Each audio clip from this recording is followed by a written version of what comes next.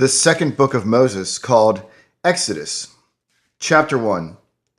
Now these are the names of the children of Israel which came into Egypt. Every man and his household came with Jacob: Reuben, Simeon, Levi, and Judah, Issachar, Zebulun, and Benjamin, Dan and Naphtali, Gad and Asher. And all the souls that came out of the loins of Jacob were 70 souls, for Joseph was in Egypt already. And Joseph died, and all his brethren, and all that generation. And the children of Israel were fruitful, and increased abundantly, and multiplied, and waxed exceeding mighty, and the land was filled with them. Now there arose up a new king over Egypt, which knew not Joseph. And he said unto his people, Behold, the people of the children of Israel are more and mightier than we. Come on, let us deal wisely with them, lest they multiply, and it come to pass that when there falleth out any war, they join also unto our enemies, and fight against us, and so get them up out of the land. Therefore they did set over them taskmasters to afflict them with their burdens, and they built for Pharaoh treasure cities, Pithom and Ramses. But the more they afflicted them, the more they multiplied and grew, and they were grieved because of the children of Israel. And the Egyptians made the children of Israel to serve with rigor. And they made their lives bitter with hard bondage, in mortar and in brick, and in all manner of service in the field. All their service wherein they made them serve was with rigor. And the king of Egypt spake to the Hebrew midwives, of which the name of the one was Shiphrah, and the name of the other Puah. And he said, When ye do the office of a midwife to the Hebrew women, and see them upon the stools, if it be a son, then ye shall kill him, but if it be a daughter, then she shall live. But the midwives feared God, and did not as the king of Egypt commanded them, but saved the men children alive. And the king of Egypt called for the midwives, and said unto them, Why have ye done this thing, and have saved the men children alive?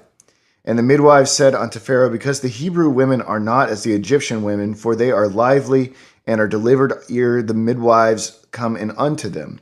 Therefore God dealt well with the midwives, and the people multiplied and waxed very mighty.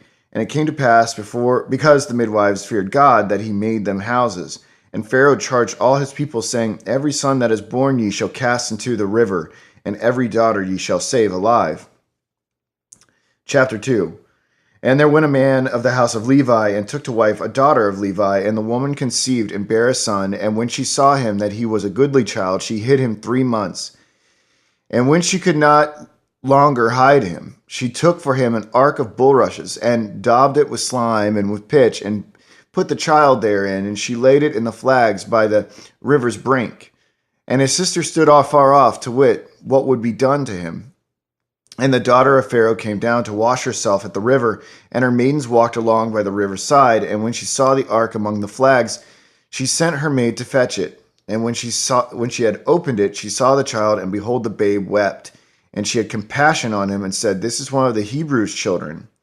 Then said his sister to Pharaoh's daughter, Shall I go and call to thee a nurse of the Hebrew women, that she may nurse the child for thee?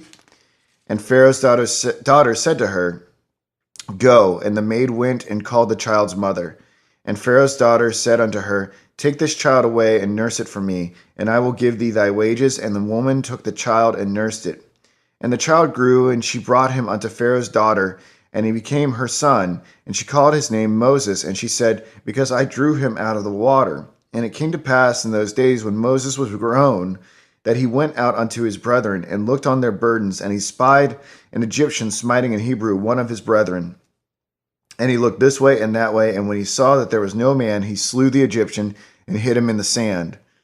And when he went out the second day, behold, 2 men of the Hebrews strove together. And he said to him that did the wrong, Wherefore smitest thou thy fellow? And he said, Who made thee a prince and a judge over us? Intendest thou to kill me as thou killedst the Egyptian?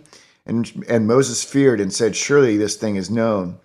Now when Pharaoh heard this thing, he sought to slay Moses. But Moses fled from the face of Pharaoh, and dwelt in the land of Midian, and he sat down by a well. Now the priests of Midian had 7 daughters, and they came and drew water, and filled the troughs to water their father's flock. And the shepherds came and drove them away. But Moses stood up and helped them, and watered their flock. And when they came to Reuel, their father, he said, How is it that ye are come so soon today? And they said, An Egyptian delivered us out of the hand of the shepherds, and also drew water enough for us, and watered the flock. And he said unto his daughters, And where is he? Why is it that ye have left the man? Call him that he may eat bread. And Moses was content to dwell with the man, and he gave Moses Zipporah, his daughter, and she bare him a son, and he called his name Gershom, for he said, I have been a stranger in a strange land. And it came to pass in process of time that the king of Egypt died, and the children of Israel sighed by reason of the bondage, and they cried, and their cry came up unto God by reason of the bondage. And God heard their groaning, and God remembered his covenant with Abraham, with Isaac, and with Jacob.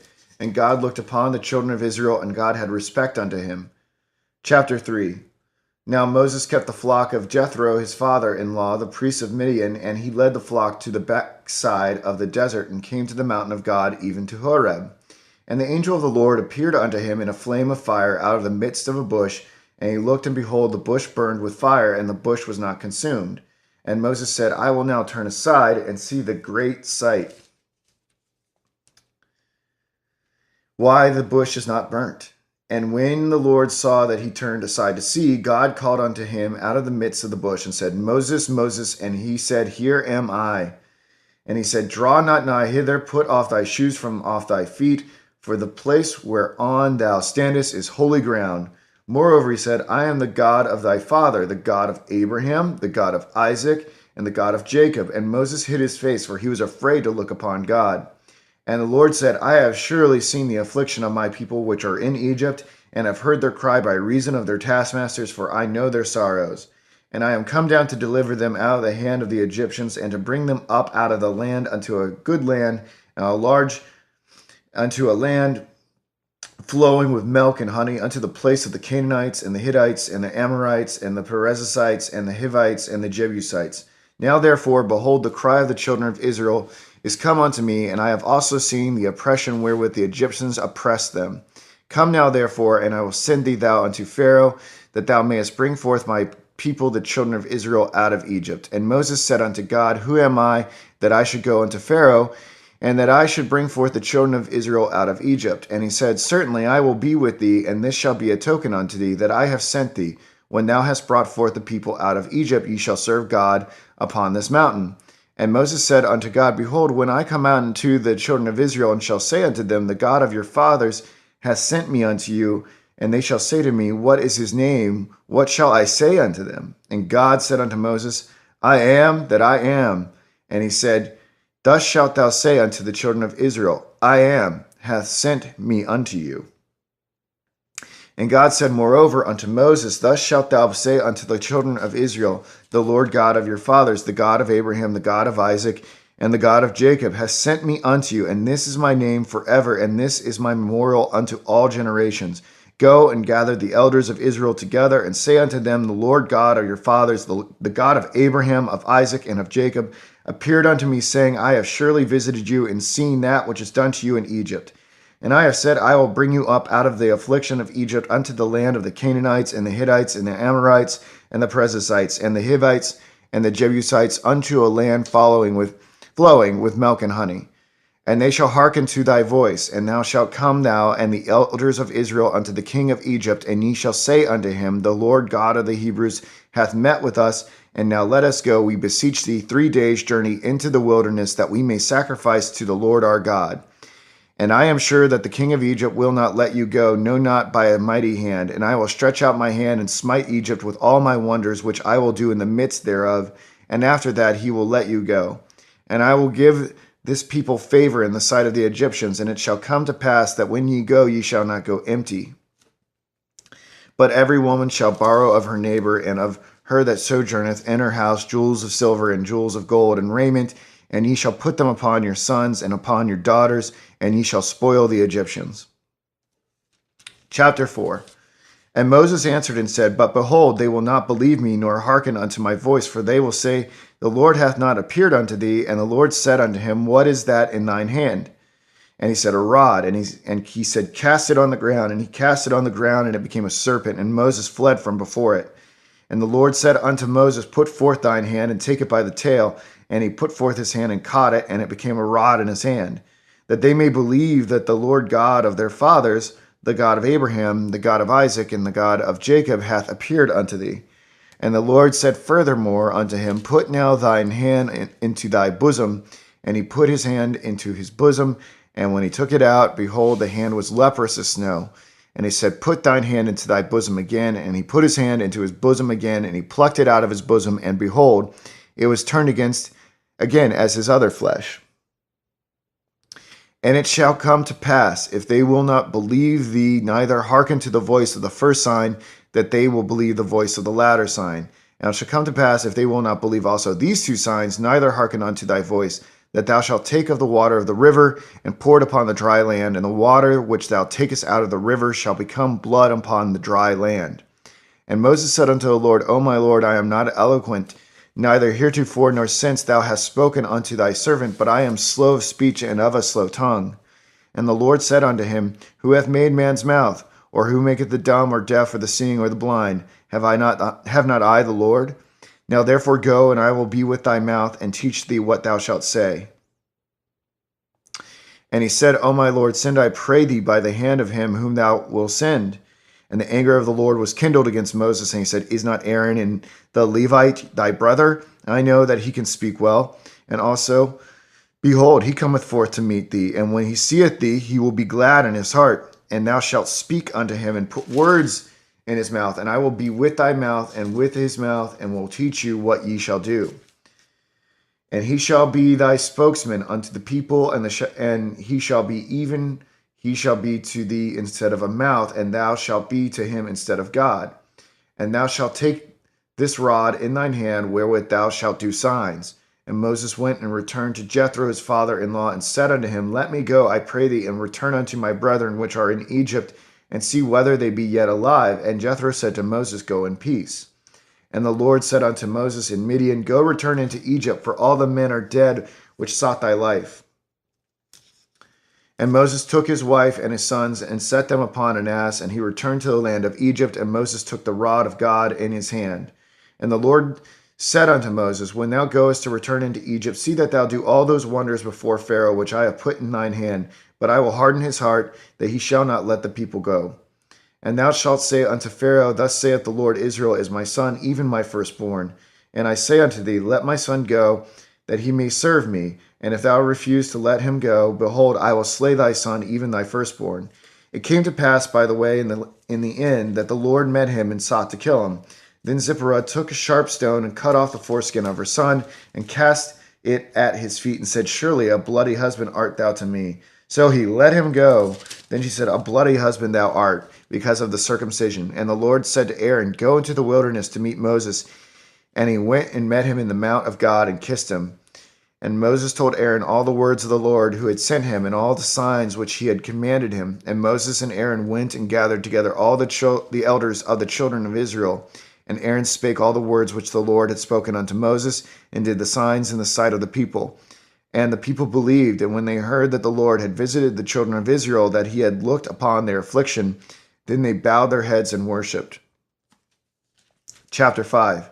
And afterward Moses and Aaron went in and told Pharaoh, Thus saith the Lord God of Israel, Let my people go, that they may hold a feast unto me in the wilderness. And Pharaoh said, Who is the Lord, that I should obey his voice to let Israel go? I know not the Lord, neither will I let Israel go. And they said, The God of the Hebrews hath met with us. Let us go, we pray thee, 3 days' journey into the desert, and sacrifice unto the Lord our God, lest he fall upon us with pestilence or with sword. And the king of Egypt said unto them, Wherefore do ye, Moses and Aaron, let the people from their works? Get you in unto your burdens.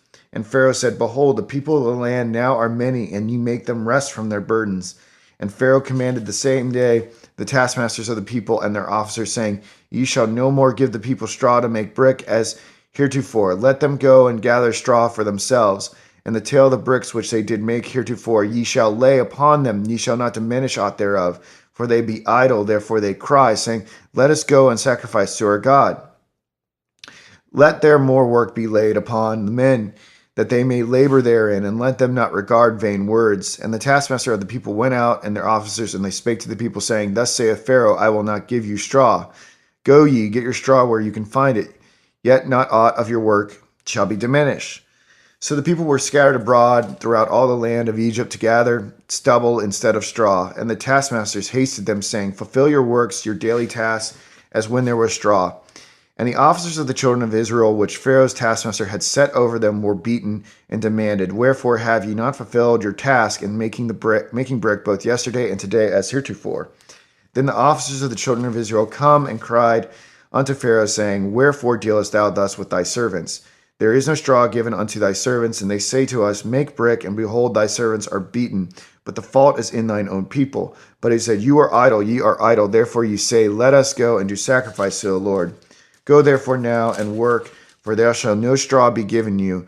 Ye deliver the tale of bricks." And the officers of the children of Israel did see that they were in evil case. After it was said, "Ye shall not minish aught from your bricks of your daily task." And they met Moses and Aaron, who stood in the way, and they came forth from Pharaoh. And they said unto them, "The Lord look upon you and judge, because ye have made our savor to be abhorred in the eyes of Pharaoh, and in the eyes of his servant, to put a sword in their hand to slay us." And Moses returned unto the Lord and said, "God, wherefore hast thou so evil entreated this people? Why is it that thou hast sent me? For since I came to Pharaoh to speak in thy name, he hath done evil to this people, neither hast thou delivered thy people at all."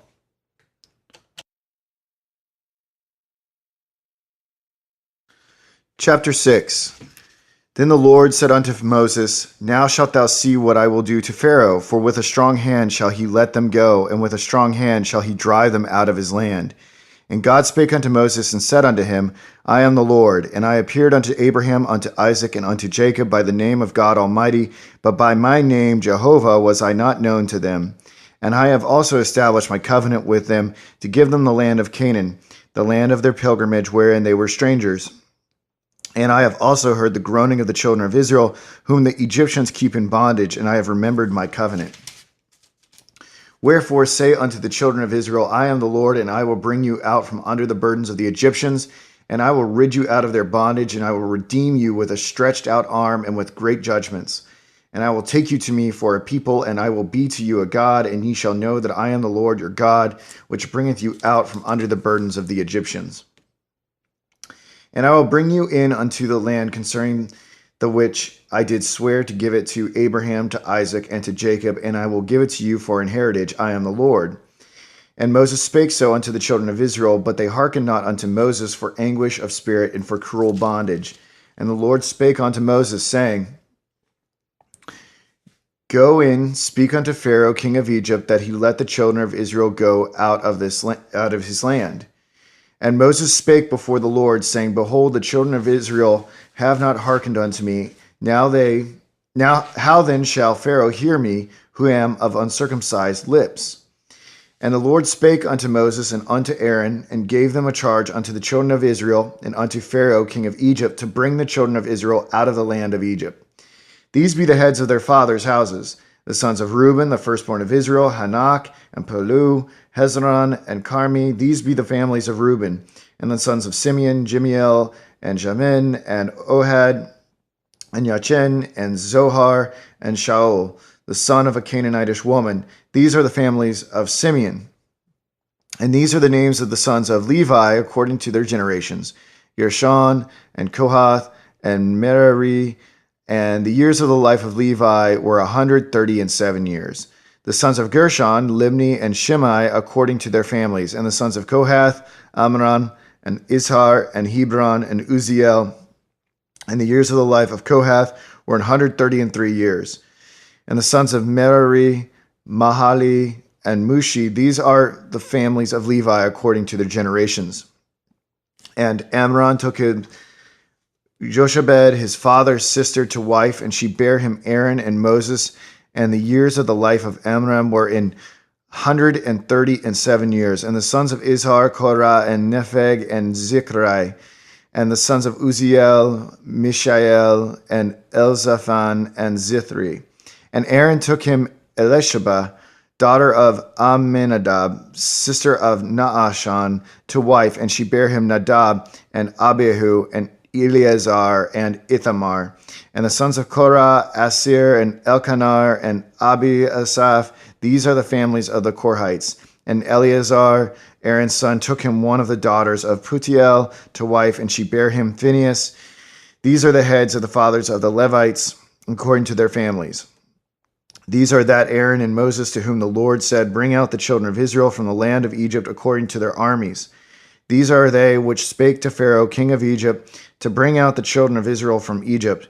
These are that Moses and Aaron. And it came to pass on the day when the Lord spake unto Moses in the land of Egypt, that the Lord spake unto Moses, saying, I am the Lord, speak thou unto Pharaoh, king of Egypt, all that I say unto thee. And Moses said before the Lord, Behold, I am of uncircumcised lips, and how shall Pharaoh hearken unto me? Chapter 7. And the Lord said unto Moses, See, I have made thee a god to Pharaoh, and Aaron thy brother shall be thy prophet. Thou shalt speak all that I command thee, and Aaron thy brother shall speak unto Pharaoh, that he send the children of Israel out of his land. And I will harden Pharaoh's heart, and multiply my signs and my wonders in the land of Egypt. But Pharaoh shall not hearken unto you, that I may lay my hand upon Egypt, and bring forth mine armies and my people, the children of Israel, out of the land of Egypt by great judgments. And the Egyptians shall know that I am the Lord when I stretch forth mine hand upon Egypt, and bring out the children of Israel from among them. And Moses and Aaron did as the Lord commanded them, so did they.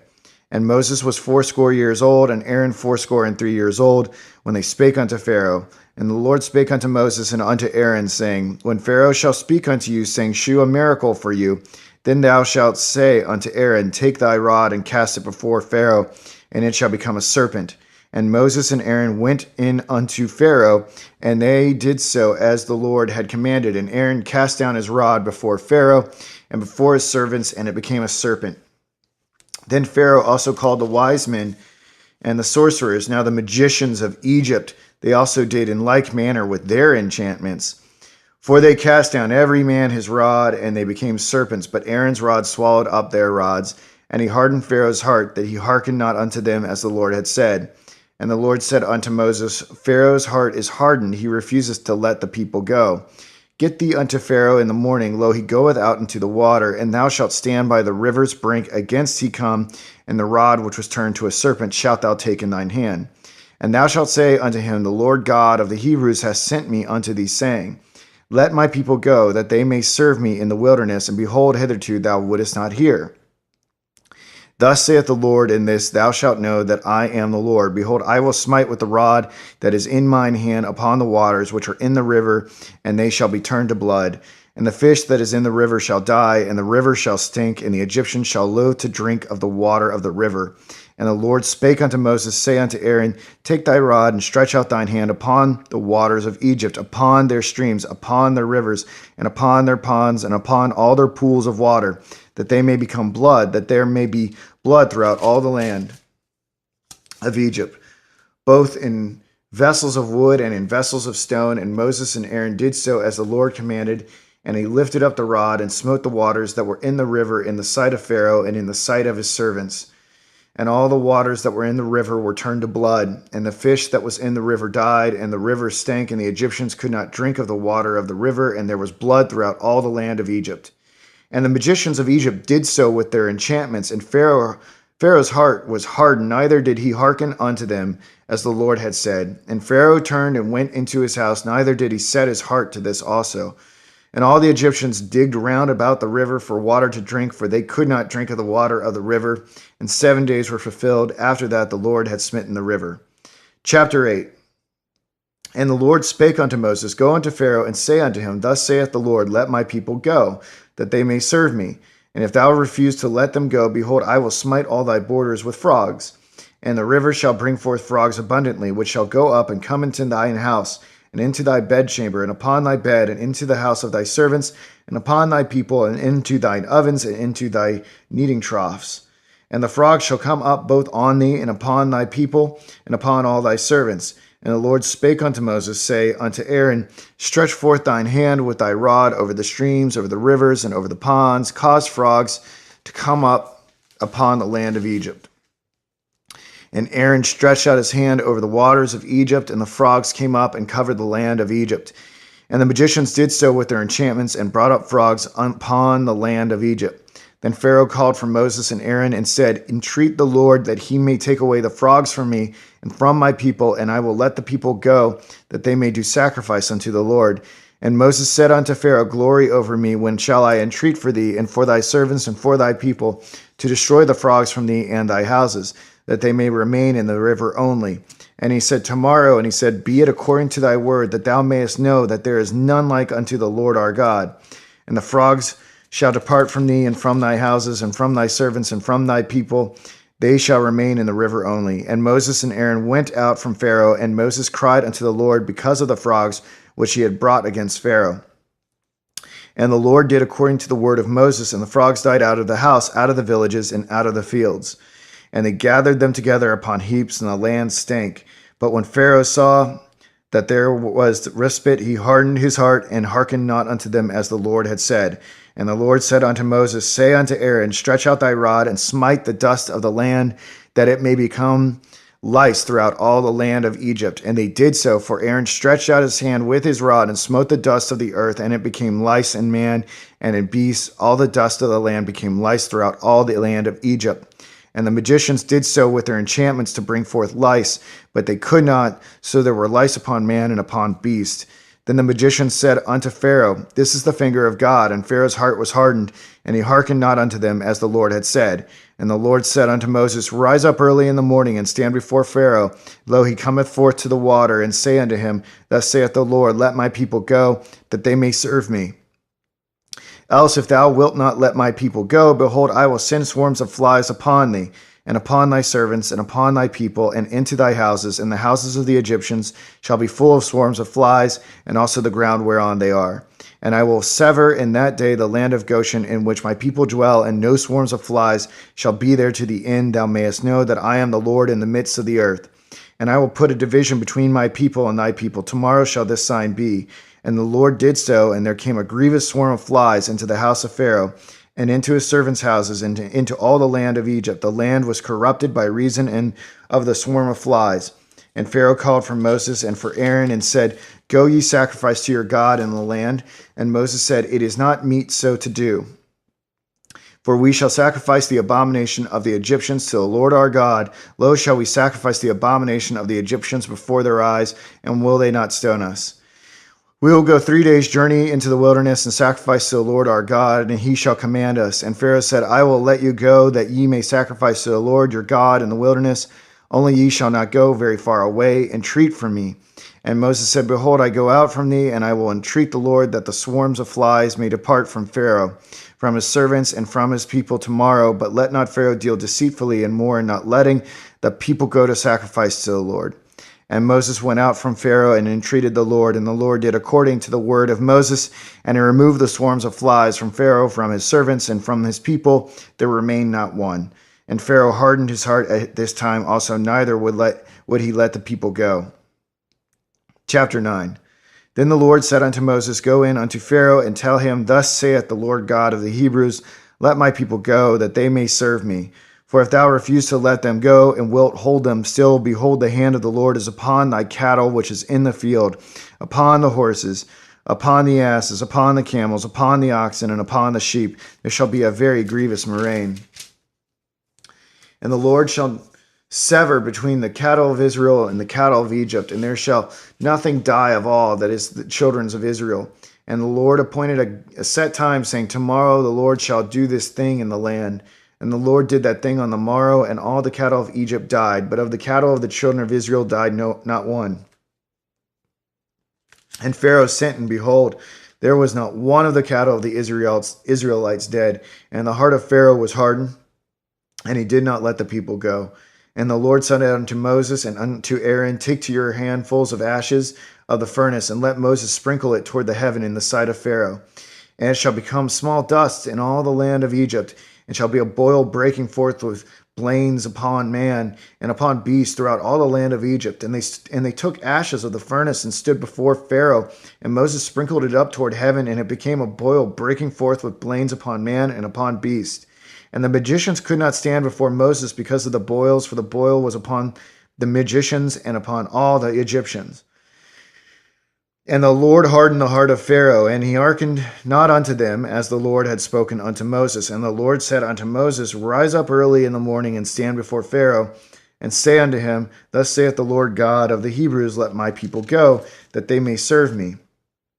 For I will at this time send all my plagues upon thine heart, and upon thy servants, and upon thy people, that thou mayest know that there is none like me in all the earth. For now I will stretch out my hand, that I may smite thee and thy people with pestilence, and thou shalt be cut off from the earth. And in very deed for this cause have I raised thee up, for to show in thee my power, and that my name may be declared throughout all the earth. As yet exaltest thyself against my people, that thou wilt not let them go. Behold, tomorrow about this time I will cause it to rain a very grievous hail, such as hath not been in Egypt since the foundation thereof, even until now. Send therefore now, and gather thy cattle and all that thou hast in the field. For upon every man and beast which shall be found in the field, and shall not be brought home, the hail shall come down upon them, and they shall die. He that feared the word of the Lord among the servants of Pharaoh made his servants and his cattle flee into the houses. And he that regarded not the word of the Lord left his servants and his cattle in the field. And the Lord said unto Moses, Stretch forth thine hand toward heaven, that there may be hail in all the land of Egypt upon man and upon beast, and upon every herb of the field throughout the land of Egypt. And Moses stretched forth his rod toward heaven, and the Lord sent thunder and hail, and the fire ran along upon the ground, and the Lord rained hail upon the land of Egypt. So there was hail and fire mingled with the hail, very grievous, such as there was none like it in the land of Egypt since it became a nation. And the hail smote throughout all the land of Egypt, all that was in the field, both man and beast. And the hail smote every herb of the field, and brake every tree of the field. Only in the land of Goshen, where the children of Israel were, was there no hail. And Pharaoh sent and called for Moses and Aaron, and said unto them, I have sinned this time. The Lord is righteous, and I and my people are wicked. Entreat the Lord, for it is enough that there be no more mighty thunderings and hail, and I will let you go, and ye shall stay no longer. And Moses said unto him, As soon as I am gone out of the city, I will spread abroad my hands unto the Lord, and the thunder shall cease. Neither shall there be any more hail, that thou mayest know that the earth is the Lord's. But as for thee and thy servants, I know that ye will not yet fear the Lord God. And the flax and the barley was smitten, for the barley was in the ear, and the flax was bold. But the wheat and the rye were not smitten, for they were not grown up. And Moses went out of the city from Pharaoh, and spread abroad his hands unto the Lord, and the thunders and hail ceased, and the rain was not poured upon the earth. And when Pharaoh saw that the rain and the hail and the thunders were ceased, he sinned yet more, and hardened his heart, he and his servants. And the heart of Pharaoh was hardened, neither would he let the children of Israel go, as the Lord had spoken by Moses. Chapter 10. And the Lord said unto Moses, Go in unto Pharaoh, for I have hardened his heart and the heart of his servants, that I might shew these my signs before him, and that thou mayest tell in the ears of thy son and of thy son's son what things I have wrought in Egypt, and my signs which I have done among them, that ye may know how that I am the Lord. And Moses and Aaron came in unto Pharaoh, and said unto him, Thus saith the Lord God of the Hebrews, How long wilt thou refuse to humble thyself before me? Let my people go, that they may serve me. Else if thou refuse to let my people go, behold, tomorrow will I bring the locusts into thy coast. And they shall cover the face of the earth, that one cannot be able to see the earth, and they shall eat the residue of that which escaped, which remaineth unto you from the hail, and shall eat every tree which groweth for you out of the field. And they shall fill thy houses, and the houses of all thy servants, and the houses of all the Egyptians, which neither thy fathers nor the fathers' fathers have seen since the day that they were upon the earth unto this day. And he turned himself and went out from Pharaoh. And Pharaoh's servants said unto him, How long shall this man be a snare unto us? Let the men go, that they may serve the Lord their God. Knowest thou not yet that Egypt is destroyed? And Moses and Aaron were brought again unto Pharaoh, and he said unto them, Go serve the Lord your God, but who are they that shall go? And Moses said, We will go with our young, and with our old, and with our sons, and with our daughters, with our flocks, and with our herds will we go, for we must hold a feast unto the Lord. And he said unto them, Let the Lord be so with you, as I will let you go, and your little ones look to it, for evil is before you. Not so go now ye that are men, and serve the Lord, for that ye did desire. And they were driven out from Pharaoh's presence. And the Lord said unto Moses, Stretch out thine hand over the land of Egypt for the locusts, that they may come up upon the land of Egypt, and eat every herb of the land, even all that the hail hath left. And Moses stretched forth his rod over the land of Egypt, and the Lord brought an east wind upon the land all that day and all that night. And when it was morning, the east wind brought the locusts. And the locusts went up over all the land of Egypt, and rested in all the coasts of Egypt. Very grievous were they. Before them there were no such locusts as they, neither after them shall be such. For they covered the face of the whole earth so that the land was darkened, and they did eat every herb of the land and all the fruit of the trees which the hail had left, and there remained not any green thing in the trees or in the herbs of the field through all the land of Egypt. Then Pharaoh called for Moses and Aaron in haste, and he said, I have sinned against the Lord your God and against you. Now therefore forgive, I pray thee, my sin only this once, and entreat the Lord your God that he may take away from me this death only. And he went out from Pharaoh and entreated the Lord. And the Lord turned a mighty strong west wind, which took away the locusts and cast them into the sea. There remained not one locust in all the coasts of Egypt. But the Lord hardened Pharaoh's heart so that he would not let the children of Israel go. And the Lord said unto Moses, Stretch out thine hand toward heaven, and there may be darkness over the land of Egypt, even darkness which may be felt. And Moses stretched forth his hand toward heaven, and there was a thick darkness in all the land of Egypt 3 days. They saw not one another, neither rose any from his place for 3 days. But all the children of Israel had light in their dwellings. And Pharaoh called unto Moses and said, Go ye serve the Lord, only let your flocks and your herds be stayed. Let your little ones also go with you. And Moses said, Thou must give us also sacrifices and burnt offerings, that we may sacrifice unto the Lord our God. Our cattle also shall go with us. There shall not an hoof be left behind, for thereof must we take to serve the Lord our God. And we know not with what we must serve the Lord until we come thither. But the Lord hardened Pharaoh's heart, and he would not let them go. And Pharaoh said unto him, Get thee from me, take heed to thyself, see my face no more, and in that day thou seest my face, thou shalt die. And Moses said, Thou hast spoken well, I will see thy face again no more. Chapter 11. And the Lord said unto Moses, Yet will I bring one plague more upon Pharaoh and upon Egypt. Afterwards he will let you go hence. When he shall let you go, he shall surely thrust you out hence altogether.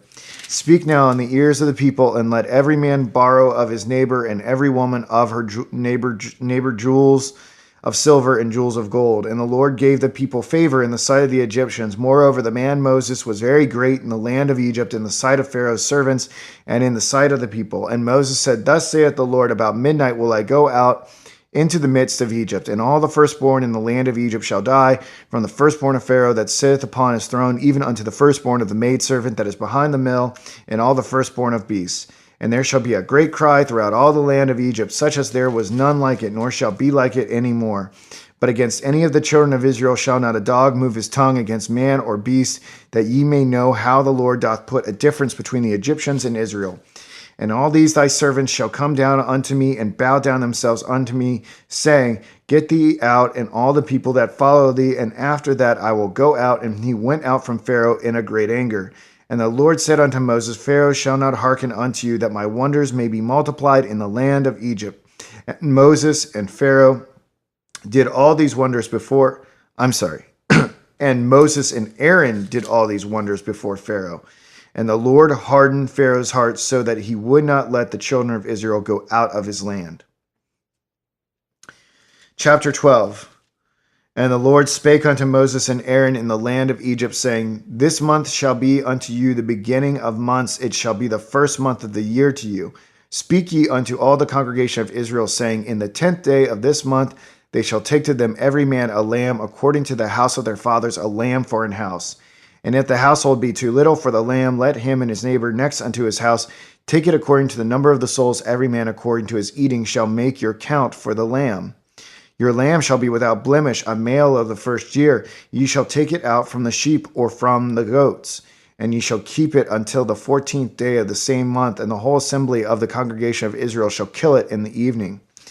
And they shall take of the blood and strike it on the 2 side posts and on the upper door posts of the houses, wherein they shall eat it. And they shall eat the flesh in that night, roast with fire and unleavened bread, and with bitter herbs they shall eat it. Eat not of it raw, nor sodden at all with water, but roast with fire, and his head with his legs, and with the purtenance thereof. And ye shall let nothing of it remain until the morning, and that which remaineth of it until the morning ye shall burn with fire. And thus shall ye eat it with your loins girded, your shoes on your feet, and your staff in your hand, and ye shall eat it in haste. It is the Lord's Passover. For I will pass through the land of Egypt this night, and will smite all the firstborn in the land of Egypt, both man and beast, and against all the gods of Egypt I will execute judgment. I am the Lord. And the blood shall be to you for a token upon the houses where ye are. And when I see the blood, I will pass over you, and the plague shall not be upon you to destroy you when I smite the land of Egypt. And this day shall be unto you for a memorial, and ye shall keep it a feast to the Lord throughout your generations. Ye shall keep it a feast by an ordinance forever. 7 days shall ye eat unleavened bread. Even the first day ye shall put away leaven out of your houses. For whosoever eateth leavened bread from the first day until the 7th day, that shall be cut off from Israel. And in the first day there shall be an holy convocation, and in the 7th day there shall be an holy convocation to you. No manner of work shall be done in them, save that which every man must eat, that only may be done of you. And ye shall observe the feast of unleavened bread, for in this selfsame day have I brought your armies out of the land of Egypt. Therefore shall ye observe this day in your generations by an ordinance forever. In the first month, on the 14th day of the month at even, ye shall eat unleavened bread until the 21st day of the month at even. 7 days shall there be no leaven found in your houses. For whosoever eateth that which is leavened, even the soul shall be cut off from the congregation of Israel, whether he be a stranger or born in the land. Ye shall eat nothing leavened, in all your habitations shall ye eat unleavened bread. Then Moses called for all the elders of Israel, and said unto them, Draw out and take you a lamb according to your families, and kill the Passover. And ye shall take a bunch of hyssop, and dip it in the blood that is in the basin, strike the lintel and the 2 side posts with the blood that is in the basin, and none of you shall go out at the door of his house until the morning. For the Lord will pass through to smite the Egyptians, and when he seeth the blood upon the lintel and on the 2 side posts, the Lord will pass over the door, and will not suffer the destroyer to come in unto your houses to smite you. And ye shall observe this thing for an ordinance to thee and to thy sons forever. And it shall come to pass, when ye come to the land which the Lord will give you, according as he hath promised, that ye shall keep this service. And it shall come to pass, when your children shall say unto you, What mean ye by this service? That ye shall say, It is the sacrifice of the Lord's Passover, who passed over the houses of the children of Israel in Egypt, when he smote the Egyptians and delivered our houses. And the people bowed the head and worshipped. And the children of Israel went away and did as the Lord had commanded Moses and Aaron, so did they. And it came to pass that at midnight the Lord smote all the firstborn in the land of Egypt, from the firstborn of Pharaoh that sat on his throne, unto the firstborn of the captive that was in the dungeon, and all the firstborn of cattle. The Pharaoh rose up in the night, he and all his servants and all the Egyptians, and there was a great cry in Egypt, for there was not a house where there was not one dead. And he called for Moses and Aaron by night, and said, Rise up and get you forth from among my people, both ye and the children of Israel, and go serve the Lord as ye have said. Also take your flocks and your herds, as ye have said, and be gone and bless me also. And the Egyptians were urgent upon the people that they might send them out of the land in haste, for they said, We be all dead men. And the people took their dough before it was leavened, their kneading troughs being bound up in their clothes upon their shoulders. And the children of Israel did according to the word of Moses, and they borrowed of the Egyptians jewels of silver and jewels of gold and raiment. And the Lord gave the people favor in the sight of the Egyptians, so that they lent unto them such things as they required, and they spoiled the Egyptians. And the children of Israel journeyed from Ramses to Succoth, about 600,000 on foot that were men beside children. And a mixed multitude went up also with them, in flocks and herds, even very much cattle. And they baked unleavened cakes of the dough, which they brought forth out of Egypt, for it was not leavened, because they were thrust out of Egypt, and could not tarry, neither had they prepared for themselves any victual. Now the sojourning of the children of Israel who dwelt in Egypt was 430 years. And it came to pass at the end of the 430 years, even the selfsame day it came to pass, that all the hosts of the Lord went out from the land of Egypt. It is a night to be much observed unto the Lord for bringing them out from the land of Egypt. This is that night of the Lord to be observed of all the children of Israel in their generations. And the Lord said unto Moses and Aaron, This is the ordinance of the Passover. There shall no stranger eat thereof, but every man's servant that is bought for money, when thou hast circumcised him, then shall he eat thereof. A foreigner and an hired servant shall not eat thereof. In one house shall it be eaten. Thou shalt not carry forth aught of the flesh abroad out of the house. Neither shall ye break a bone thereof. All the congregation of Israel shall keep it.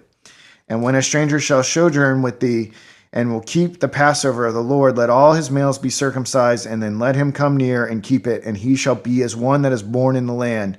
For no uncircumcised person shall eat thereof. One law shall be to him that is homeborn, and unto the stranger that sojourneth among you. Thus did all the children of Israel as the Lord commanded Moses and Aaron, so did they. And it came to pass the selfsame day that the Lord did bring the children of Israel out of the land of Egypt by their armies. Chapter 13. And the Lord spake unto Moses, saying, Sanctify unto me all the firstborn, whatsoever openeth the womb among the children of Israel, both of man and of beast, it is mine. And Moses said unto the people, remembering this day in Egypt, which ye came out from Egypt, out of the house of bondage. For thy strength of hand the Lord brought you out from this place, and there shall no leavened bread be eaten. This day came ye out in the month of Abib. And it shall be when the Lord shall bring thee into the land of the Canaanites, and the Hittites, and the Amorites, and the Hivites, and the Jebusites, which he sware unto thy fathers, to give thee a land flowing with milk and honey, that thou shalt keep this service in this month. 7 days thou shalt eat unleavened bread, and in the 7th day shall be a feast to the Lord. Unleavened bread shall be eaten 7 days, and there shall no leavened bread be seen with thee, neither shall there be leaven seen with thee in all thy quarters. And thou shalt shew thy son in that day, saying, This is done because of that which the Lord did unto me when I came forth out of Egypt. And shall be for a sign unto thee upon thine hand, and for a memorial between thine eyes, that the Lord's law may be in thy mouth, for with a strong hand hath the Lord brought thee out of Egypt. Thou shalt therefore keep this ordinance in his season from year to year. And it shall be when the Lord shall bring thee into the land of the Canaanites, as he sware unto thee and to thy fathers, and shall give it thee, that thou shalt set apart unto the Lord all that openeth the matrix, and every firstling that cometh of a beast which thou hast, the male shall be the Lord's. And every firstling of an ass thou shalt redeem with a lamb, and if thou wilt not redeem it, then thou shalt break his neck, and all the firstborn of man among thy children shalt thou redeem. And it shall be when thy son asketh thee in time to come, saying, What is this, that thou shalt say unto him, By strength of hand and Lord brought us out from Egypt, from the house of bondage. And it came to pass, when Pharaoh would hardly let us go, that the Lord slew all the firstborn in the land of Egypt, both the firstborn of man and the firstborn of beasts. Therefore I sacrifice to the Lord all that openeth the matrix, being males, but all the firstborn of my children I redeem. And it shall be for a token upon thine hand, and for frontlets between thine eyes, for by strength of hand the Lord brought us forth out of Egypt. And it came to pass, when Pharaoh had let the people go, that God let them not through the way of the land of the Philistines, although that was near. For God said, Lest peradventure the people repent when they see war, and they return to Egypt. But God led the way about through the way of the wilderness of the Red Sea, and the children of Israel went up harnessed out of the land of Egypt. And Moses took the bones of Joseph with him, for he had straitly sworn the children of Israel, saying, God will surely visit you, and ye shall carry up my bones away hence with you. And they took their journey from Succoth, and encamped in Etham in the edge of the wilderness. And the Lord went before them by day in a pillar of a cloud to lead them the way, and by night in a pillar of fire to give them light, to go by day and night. He took not away the pillar of the cloud by day, nor the pillar of fire by night, from before the people. Chapter 14. And the Lord spake unto Moses, saying, Speak unto the children of Israel, that they turn and encamp before Pi-hahiroth, between Migdal and the sea, over against Baal-zephon, before it shall ye camp by the sea. For Pharaoh will say of the children of Israel, They are entangled in the land, the wilderness has shut them in. And I will harden Pharaoh's heart, that he shall follow after them. And I will be honored upon Pharaoh, and upon all his hosts. The Egyptians may know that I am the Lord, and they did so. And it was told the king of Egypt that the people fled, and the heart of Pharaoh and of his servants was turned against the people. And they said, Why have we done this, that we have let Israel go from serving us? And he made ready his chariot, and took his people with him. And he took 600 chosen chariots, and all the chariots of Egypt, and captains over every one of them. And the Lord hardened the heart of Pharaoh, king of Egypt, and he pursued after the children of Israel. And the children of Israel went out with an high hand. But the Egyptians pursued after them all the horses and chariots of Pharaoh, and his horsemen and his army, and overtook them encamping by the sea, beside Pi-hahiroth, before Baal-zephon. And when Pharaoh drew nigh, the children of Israel lifted up their eyes, and behold, the Egyptians marched after them, and they were sore afraid. And the children of Israel cried out unto the Lord. And they said unto Moses, because there were no graves in Egypt, hast thou taken us away to die in the wilderness? Wherefore hast thou dealt thus with us, to carry us forth out of Egypt? Is not this the word that we did tell thee in Egypt, saying, let us alone, that we may serve the Egyptians? For it had been better for us to serve the Egyptians than that we should die in the wilderness. And Moses said unto the people, fear ye not, stand still and see the salvation of the Lord, which he will shew to you today. For the Egyptians whom ye have seen today, ye shall see them again no more forever. The Lord shall fight for you, and ye shall hold your peace. And the Lord said unto Moses, wherefore criest thou unto me? Speak unto the children of Israel, that they go forward. But lift thou up thy rod, and stretch out thine hand over the sea, and divide it, and the children of Israel shall go on dry ground through the midst of the sea. And I, behold, I will harden the hearts of the Egyptians, and they shall follow them. And I will get me honor upon Pharaoh, and upon all his hosts, upon his chariots, and upon his horsemen. And the Egyptians shall know that I am the Lord. Then I have gotten me honor upon Pharaoh, upon his chariots, and upon his horsemen. And the angel of God, which went before the camp of Israel, removed and went behind them, and the pillar of the cloud went from before their face and stood behind them. And it came between the camp of the Egyptians and the camp of Israel, and it was a cloud and darkness to them, but it gave light by night to these, so that the one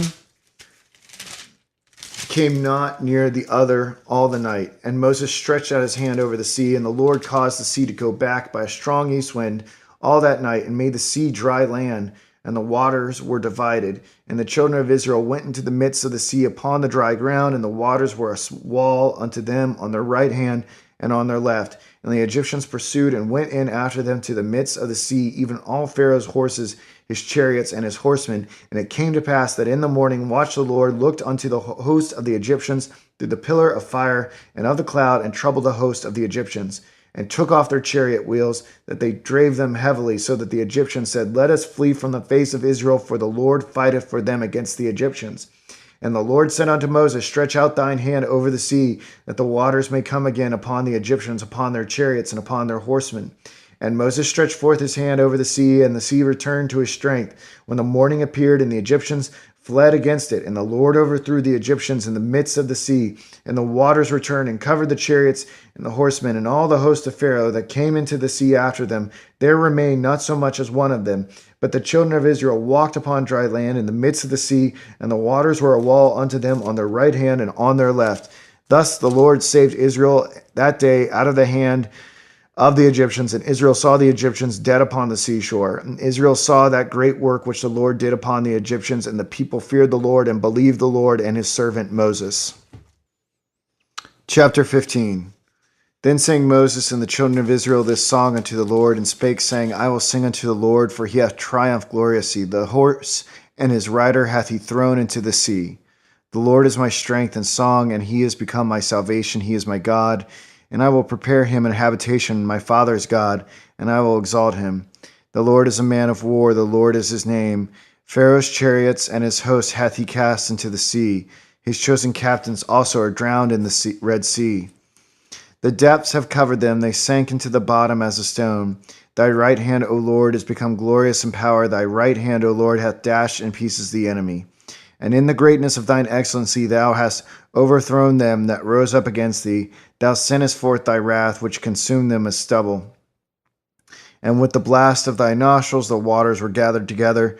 The floods stood upright as an heap, and the depths were congealed in the heart of the sea. The enemy said, I will pursue, I will overtake, I will divide the spoil. My lust shall be satisfied upon them. I will draw my sword, my hand shall destroy them.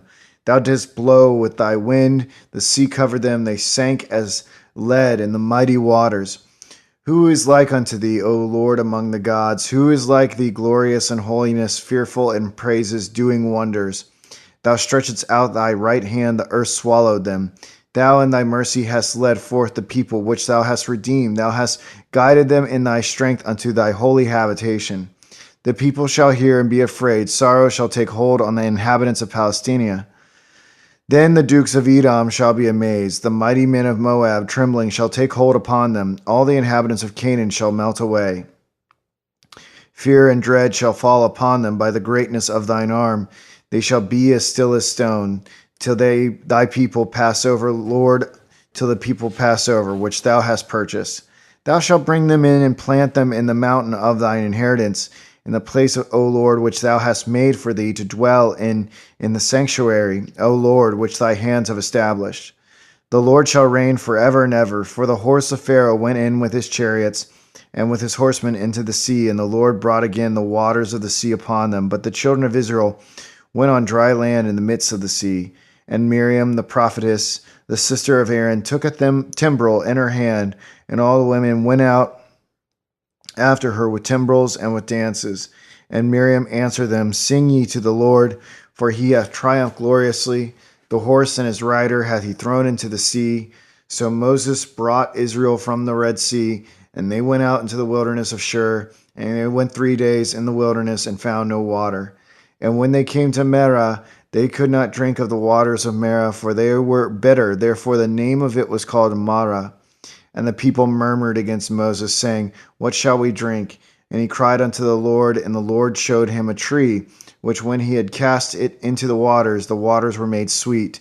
There he made for them a statute and an ordinance, and there he proved them, and said, If thou wilt diligently hearken to the voice of the Lord thy God, and wilt do that which is right in his sight, and wilt give ear to his commandments, and keep all his statutes, I will put none of these diseases upon thee, which I have brought upon the Egyptians, for I am the Lord that healeth thee.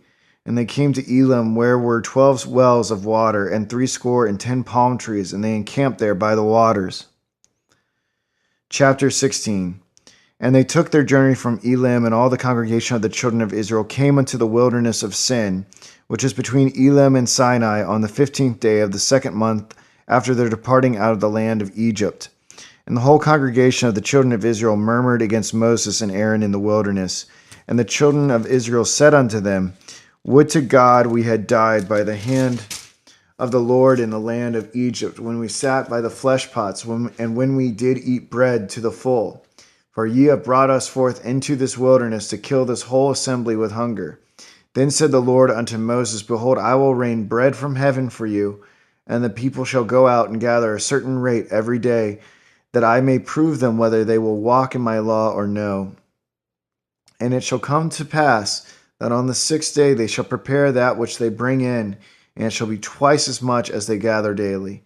And Moses and Aaron said unto all the children of Israel, At even then ye shall know that the Lord hath brought you out from the land of Egypt, and in the morning then ye shall see the glory of the Lord, for that he heareth your murmurings against the Lord. And what are we that ye murmur against us? And Moses said, This shall be when the Lord shall give you in the evening flesh to eat, and in the morning bread to the full. For that the Lord heareth your murmurings which ye murmur against him. And what are we? Your murmurings are not against us, but against the Lord. And Moses spake unto Aaron, Say unto all the congregation of the children of Israel, Come near before the Lord, for he hath heard your murmurings. And it came to pass, as Aaron spake unto the whole congregation of the children of Israel, that they looked toward the wilderness, and behold, the glory of the Lord appeared in the cloud.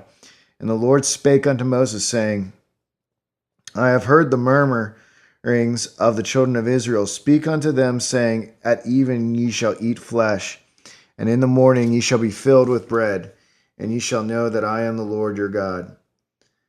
And it came to pass that at the even the quails came up and covered the camp, and in the morning the dew lay round about the host. And when the dew that lay was gone up, behold, upon the face of the wilderness there lay a small round thing, as small as the hoarfrost on the ground. And when the children of Israel saw it, they said one to another, It is manna, for they wist not what it was. And Moses said unto them, This is the bread which the Lord hath given you to eat. This is the thing which the Lord hath commanded.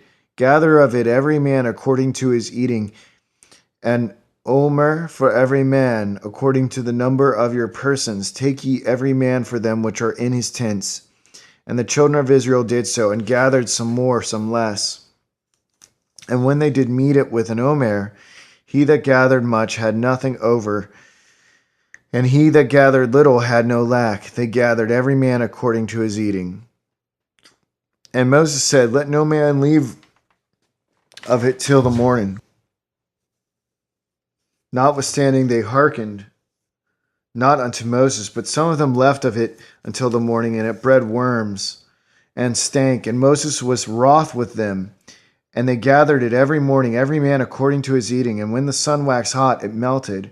And it came to pass that on the 6th day they gathered twice as much bread, 2 omers for one man. And all the rulers of the congregation came and told Moses. And he said unto them, This is that which the Lord hath said. Tomorrow is the rest of the holy Sabbath unto the Lord. Bake that which ye will bake today, and see that ye will see, and that which remaineth overlay up for you to be kept until the morning. And they laid it up till the morning as Moses bade, and it did not stink, neither was there any worm therein. And Moses said, Eat that today, for today is a Sabbath unto the Lord. Today ye shall not find it in the field. 6 days ye shall gather it, but on the 7th day, which is the Sabbath, in it there shall be none. And it came to pass that there went out some of the people on the 7th day for to gather, and they found none. And the Lord said unto Moses, How long refuse ye to keep my commandments and my laws? See, for that the Lord hath given you the Sabbath, therefore he giveth you on the 6th day the bread of 2 days. Abide ye every man in his place. Let no man go out of his place on the 7th day. So the people rested on the 7th day, and the house of Israel called the name thereof manna. And it was like coriander seed, white, and the taste of it was like wafers made with honey. And Moses said, This is the thing which the Lord commandeth. Fill an omer of it to keep for your generations, that they may see the bread wherewith I have fed you in the wilderness, when I brought you forth from the land of Egypt. And Moses said unto Aaron, Take a pot, and put an omer full of manna therein, and lay it up before the Lord to be kept for your generations. As the Lord commanded Moses, so Aaron laid it up before the testimony to be kept. And the children of Israel did eat manna 40 years, until they came to a land inhabited. They did eat manna until they came unto the borders of the land of Canaan. Now an omer is the 10th part of an ephah. Chapter 17. And all the congregation of the children of Israel journeyed from the wilderness of Sin after their journeys, according to the commandment of the Lord, and pitched in Rephidim. And there was no water for the people to drink. Wherefore the people did chide with Moses, and said, Give us water that we may drink. And Moses said unto them, Why chide ye with me? Wherefore do you tempt the Lord? And the people thirsted there for water, and the people murmured against Moses, and said, Wherefore is this that thou hast brought us up out of Egypt to kill us and our children and our cattle with thirst? And Moses cried unto the Lord, saying, What shall I do unto this people? They be almost ready to stone me. And the Lord said unto Moses, Go on before the people, and take with thee of the elders of Israel, and thy rod wherewith thou smotest the river, take in thine hand, and go. Behold, I will stand before thee there upon the rock in Horeb, and thou shalt smite the rock, and there shall come water out of it, that the people may drink. And Moses did so in the sight of the elders of Israel. And he called the name of the place Massah and Meribah, because of the chiding of the children of Israel, and because they tempted the Lord, saying, Is the Lord among us or not? Then came Amalek and fought with Israel and Rephidim. And Moses said unto Joshua, Choose us out men, and go out, fight with Amalek tomorrow. I will stand on the top of the hill with the rod of God in mine hand. So Joshua did as Moses had said to him, and fought with Amalek. And Moses, Aaron, and Hur went up to the top of the hill. And it came to pass, when Moses held up his hand, that Israel prevailed. When he let down his hand, Amalek prevailed. But Moses' hands were heavy, and they took a stone and put it under him, and he sat thereon. And Aaron and Hur stayed up his hands, the one on one side and the other on the other side, and his hands were steady until the going down of the sun. And Joshua discomfited Amalek and his people with the edge of the sword. And the Lord said unto Moses, Write this for a memorial in a book, and rehearse it in the ears of Joshua, for I will utterly put out the remembrance of Amalek from under heaven. And Moses built an altar, and called the name of it Jehovah Nissi. For he said, Because the Lord has sworn that the Lord will have war with Amalek from generation to generation. Chapter 18. When Jethro, the priest of Midian, Moses' father-in-law, heard of all that God had done for Moses and for Israel his people, and that the Lord had brought Israel out of Egypt, then Jethro, Moses' father-in-law, took Zipporah, Moses' wife, after he had sent her back, and her 2 sons, of which the name of the one was Gershom, for he said, I have been an alien in a strange land. And the name of the other was Eleazar, for the God of my father said he was mine help, and delivered me from the sword of God. And Jethro, Moses' father-in-law, came with his sons and his wife unto Moses into the wilderness, where he encamped at the mount of God. And he said unto Moses, I, thy father-in-law Jethro, am come unto thee, and thy wife and her 2 sons with her. And Moses went out to meet his father-in-law, and did obeisance, and kissed him, and they asked each other of their welfare, and they came into the tent. And Moses told his father-in-law all that the Lord had done unto Pharaoh and to the Egyptians for Israel's sake, and all the travail that had come upon them by the way, and how the Lord delivered them. And Jethro rejoiced for all the goodness which the Lord had done to Israel, whom he had delivered out of the hand of the Egyptians. And Jethro said, Blessed be the Lord, who hath delivered you out of the hand of the Egyptians, and out of the hand of Pharaoh, who hath delivered the people from under the hand of the Egyptians. Now I know that the Lord is greater than all gods, for in the thing wherein they dealt proudly he was above them. And Jethro, Moses' father-in-law, took a burnt offering and sacrifices for God, and Aaron came and all the elders of Israel to eat bread with Moses' father-in-law before God. And it came to pass on the morrow that Moses sat to judge the people, and the people stood by Moses from the morning unto the evening. And when Moses' father-in-law saw all that he did to the people, he said, What is this thing that thou doest to the people? Why sittest thou thyself alone, and all the people stand by thee from morning unto even? And Moses said unto his father-in-law, Because the people come unto me to inquire of God. When they have a matter, they come unto me, and I judge between one and another, and I do make them know the statutes of God and his laws. And Moses' father-in-law said unto him, The thing that thou doest is not good. Thou wilt surely wear away both thou and this people that is with thee, for this thing is too heavy for thee. Thou art not able to perform it thyself alone. Hearken now unto my voice. I will give thee counsel, and God shall be with thee. Be thou for the people to Godward, that thou mayest bring the causes unto God. And thou shalt teach them ordinances and laws, and shalt shew them the way wherein they must walk, and the work that they must do.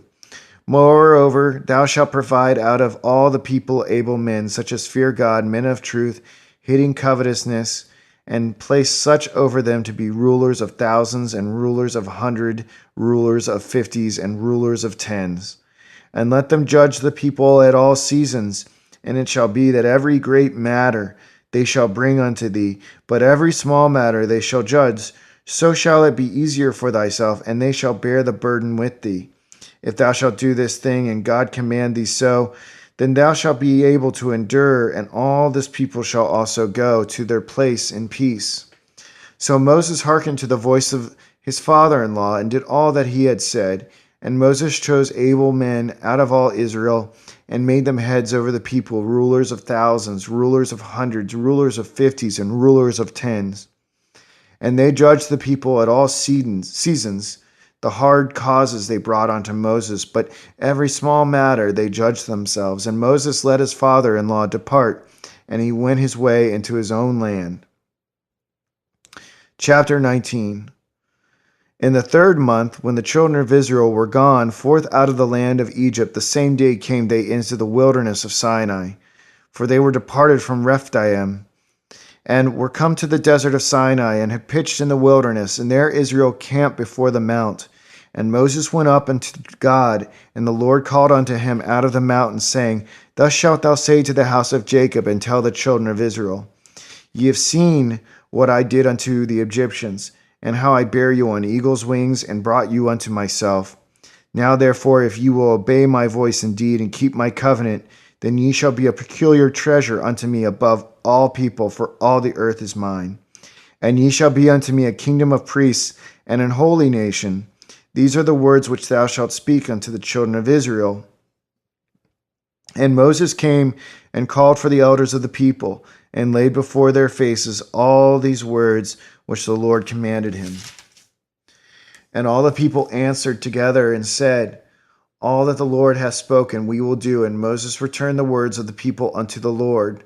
And the Lord said unto Moses, Lo, I come unto thee in a thick cloud, that the people may hear when I speak with thee, and believe thee forever. And Moses told the words of the people unto the Lord. And the Lord said unto Moses, Go unto the people, and sanctify them today and tomorrow, and let them wash their clothes. And be ready against the third day, for the third day the Lord will come down in the sight of all the people upon Mount Sinai. And thou shalt set bounds unto the people round about, saying, Take heed to yourselves that ye go not up into the mount, or touch the border of it. Whosoever toucheth the mount shall be surely put to death. There shall not an hand touch it, but he shall surely be stoned, or shot through, whether it be beast or man. It shall not live. When the trumpet soundeth long, they shall come up to the mount. And Moses went down from the mount unto the people, and sanctified the people, and they washed their clothes. And he said unto the people, Be ready against the third day, come not at your wives. And it came to pass on the third day in the morning, that there were thunders and lightnings, and a thick cloud upon the mount, and the voice of the trumpet exceeding loud, so that all the people that was in the camp trembled. Moses brought forth the people out of the camp to meet with God, and they stood at the nether part of the mount.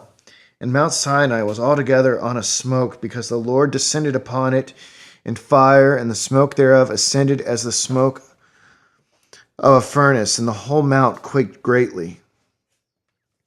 And when the voice of the trumpet sounded long and waxed louder and louder, Moses spake, and God answered him by a voice. And the Lord came down upon Mount Sinai on the top of the mount, and the Lord called Moses up to the top of the mount, and Moses went up. And the Lord said unto Moses, Go down, charge the people, lest they break through unto the Lord to gaze, and many of them perish. And let the priests also which come near to the Lord sanctify themselves, lest the Lord break forth upon them. And Moses said unto the Lord, The people cannot come up to Mount Sinai, for thou chargest us, saying, Set bounds about the mount, and sanctify it. And the Lord said unto him, Away, get thee down, and thou shalt come up, thou and Aaron with thee. But let not the priests and the people break through to come up unto the Lord, lest he break forth upon them. So Moses went down unto the people, and spake unto them. Chapter 20.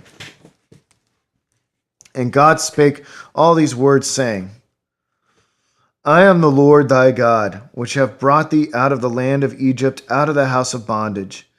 Thou shalt have no other gods before me. Thou shalt not make unto thee any graven image, or any likeness of anything that is in heaven above, or that is in the earth beneath, or that is in the water under the earth. Thou shalt not bow down thyself to them, nor serve them, for I, the Lord thy God, am a jealous God, visiting the iniquity of the fathers upon the children unto the third and fourth generation of them that hate me, and showing mercy unto thousands of them that love me and keep my commandments. Thou shalt not take the name of the Lord thy God in vain, for the Lord will not hold him guiltless that taketh his name in vain. Remember the Sabbath day to keep it holy. 6 days shalt thou labor and do all thy work. But the seventh day is the Sabbath of the Lord thy God. In it thou shalt not do any work, thou, nor thy son, nor thy daughter, thy manservant, nor thy maidservant, nor thy cattle, nor thy stranger that is within thy gates. For in 6 days the Lord made heaven and earth, the sea, and all that in them is, and rested the seventh day. Wherefore the Lord blessed the Sabbath day and hallowed it. Honor thy father and mother, that thy days may be long upon the land which the Lord thy God giveth thee. Thou shalt not kill. Thou shalt not commit adultery. Thou shalt not steal. Thou shalt not bear false witness against thy neighbor. Thou shalt not covet thy neighbor's house. Thou shalt not covet thy neighbor's wife, nor his manservant, nor his maidservant, nor his ox, nor his ass, nor anything that is thy neighbor's. And all the people saw the thunderings and the lightnings and the noise of the trumpet and the mountain smoking. And when the people saw it, they removed and stood afar off. And they said unto Moses, Speak thou with us, and we will hear, but let not God speak with us, lest we die. And Moses said unto the people, Fear not, for God is come to prove you, and that his fear may be before your faces, that ye not sin not. And the people stood afar off, and Moses drew near unto the thickness where God was. And the Lord said unto Moses, Thus thou shalt say unto the children of Israel, Ye have seen that I have talked with you from heaven. Ye shall not make with me gods of silver, neither shall ye make unto you gods of gold. An altar of earth thou shalt make unto me, and shalt sacrifice thereon thy burnt offerings and thy peace offerings, thy sheep and thine oxen. In all places where I record my name, I will come unto thee, and I will bless thee. And if thou wilt make me an altar of stone, thou shalt not build it of hewn stone, for if thou lift up thy tool upon it, thou hast polluted it. Neither shalt thou go up by steps unto mine altar, that thy nakedness be discovered thereon. Be not discovered thereon. Chapter 21. Now these are the judgments which thou shalt set before them. If thou buy an Hebrew servant 6 years, he shall serve, and in the 7th he shall go out free for nothing. If he came in by himself, he shall go out by himself. If he were married, then his wife shall go out with him. If his master have given him a wife, and she have borne him sons or daughters, the wife and her children shall be her master's, and he shall go out by himself. And if the servant shall plainly say, I love my master, my wife, and my children, I will not go out free. Then his master shall bring him unto the judges. He shall also bring him to the door or unto the doorpost, and his master shall bore his ear through with an awl, and he shall serve him forever. And if a man sell his daughter to be a maidservant, she shall not go out as the men servants do. If she please not her master, who hath betrothed her to himself, then shall he let her be redeemed. To sell her unto a strange nation he shall have no power, seeing he hath dealt deceitfully with her. And if he have betrothed her unto his son, he shall deal with her after the manner of daughters. If he take him another wife, her food, her raiment, and her duty of marriage shall he not diminish. And if he do not these 3 unto her, then shall he go out free without money. He that smiteth a man so that he die shall be surely put to death. And if a man lie not in wait, but God deliver him into his hand, then I will appoint thee a place whither he shall flee. But if a man come presumptuously upon his neighbor to slay him with guile, thou shalt take him from mine altar, that he may die. And he that smiteth his father or his mother shall be surely put to death. And he that stealeth a man and selleth him, or if he be found in his hand, he shall surely be put to death. And he that curseth his father or his mother shall surely be put to death. And if men strive together, and one smite another with a stone or with his fist, and he die not, but keepeth his bed, if he rise again and walk abroad upon a staff, then shall he that smote him be quit. Only he shall pay for the loss of his time, and shall cause him to be thoroughly healed. And if a man smite his servant or his maid with a rod, and he die under his hand, he shall be surely punished. Notwithstanding, if he continue a day or 2, he shall not be punished, for he is his money. If men strive and hurt a woman with child, so that her fruit depart from her, and yet no mischief follow, he shall be surely punished, according as the woman's husband will lay upon him, and he shall pay as the judges determine. And if any mischief follow, then thou shalt give life for life, eye for eye, tooth for tooth, hand for hand, foot for foot, burning for burning, wound for wound, stripe for stripe. And if a man smite the eye of his servant or the eye of his maid, that it perish, he shall let him go free for his eye's sake. And if he smite out his manservant's tooth or his maidservant's tooth, he shall let him go free for his tooth's sake. If an ox gore a man or a woman that they die, then the ox shall be surely stoned, and his flesh shall not be eaten, but the owner of the ox shall be quit. But if the ox were wont to push with his horn in time past, and it hath been testified to his owner, and he hath not kept him in, but that he hath killed a man or a woman, the ox shall be stoned, and his owner also shall be put to death. If there be laid on him a sum of money, then he shall give for the ransom of his life whatsoever is laid upon him. Whether he have gored a son, or have gored a daughter, according to this judgment shall it be done unto him. If the ox shall push a manservant or a maidservant, he shall give unto their master 30 shekels of silver, and the ox shall be stoned. And if a man shall open a pit, or if a man shall dig a pit and not cover it, and an ox or an ass fall therein, the owner of the pit shall make it good, and give money unto the owner of them, and the dead beast shall be his. And if one man's ox hurt another's that he die, then they shall sell the live ox, and divide the money of it, and the dead ox also they shall divide. Or if it be known that the ox hath used to push in time past, and his owner hath not kept him in, he shall surely pay ox for ox, and the dead shall be his own. Chapter 22. If a man shall steal an ox or a sheep and kill it or sell it, he shall restore 5 oxen for an ox, and 4 sheep for a sheep. If a thief be found breaking up, and be smitten, that he die, there shall no blood be shed for him. If the sun be risen upon him, there shall be blood shed for him, for he should make full restitution.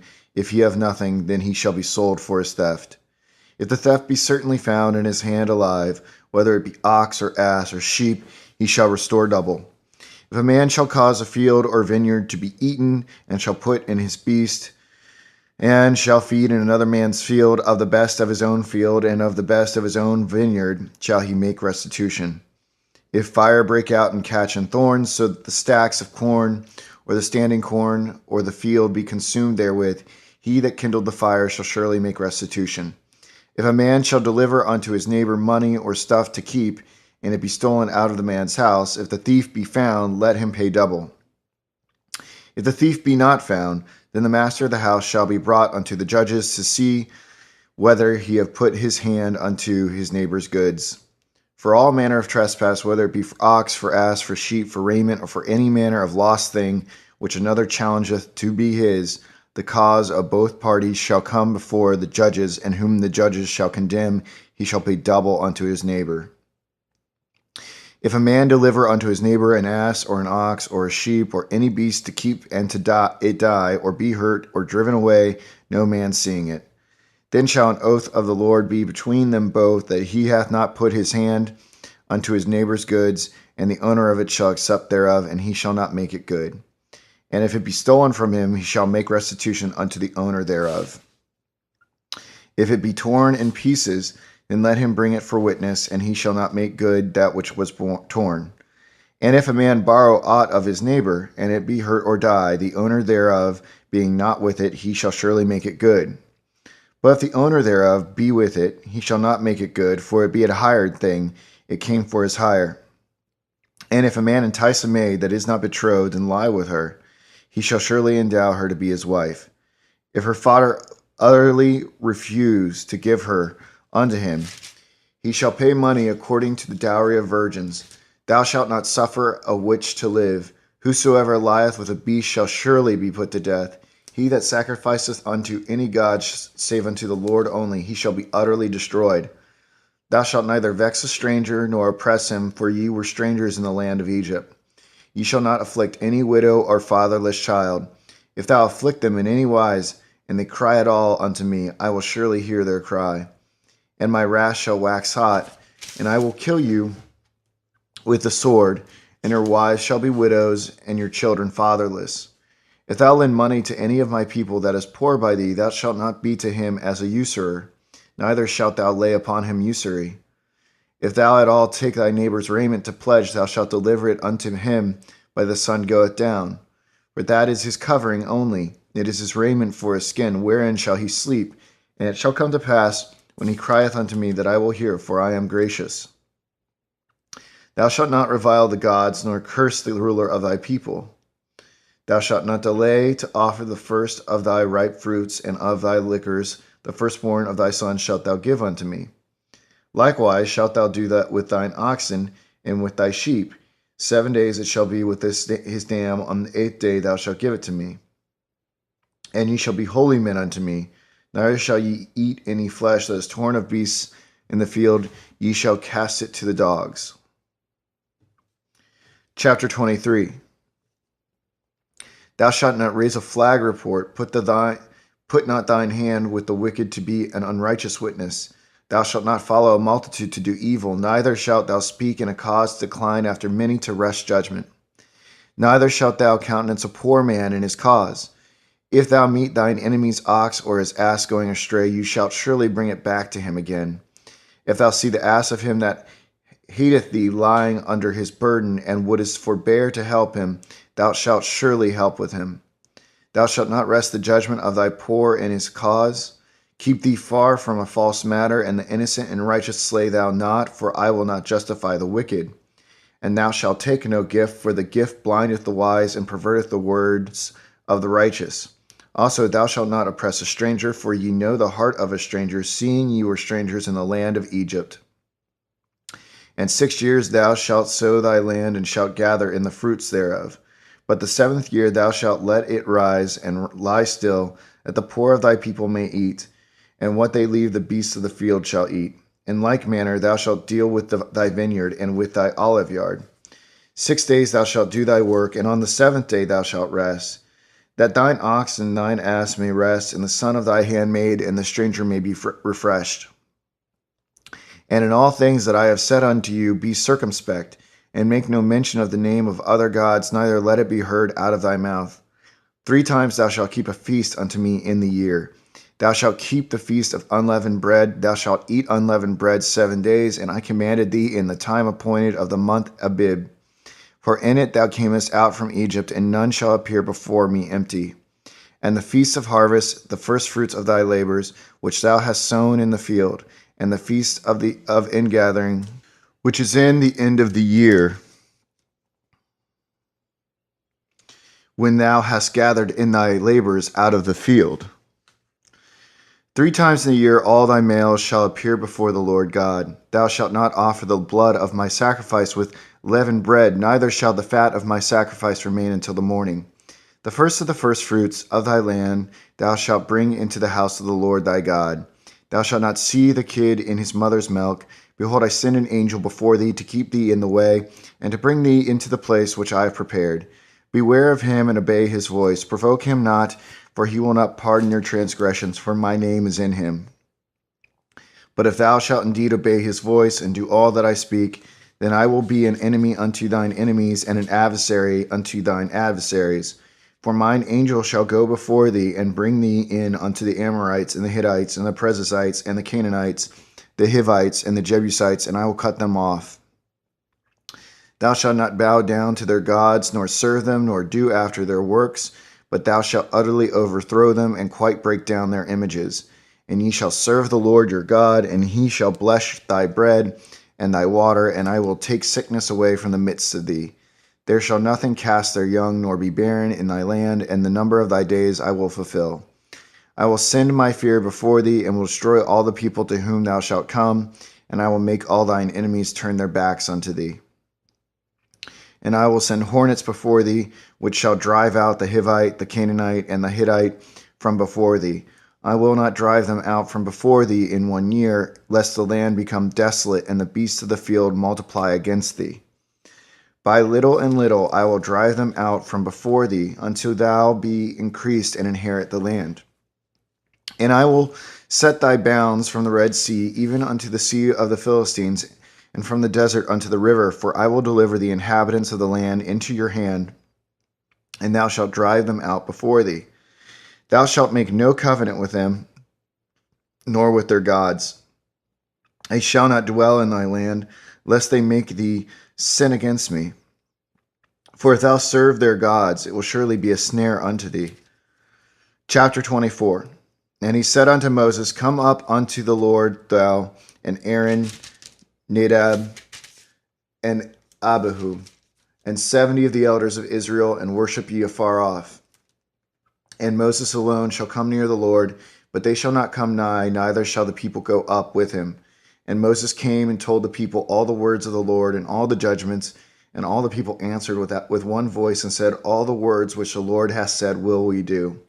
And Moses wrote all the words of the Lord, and rose up early in the morning, and builded an altar under the hill, and 12 pillars, according to the 12 tribes of Israel.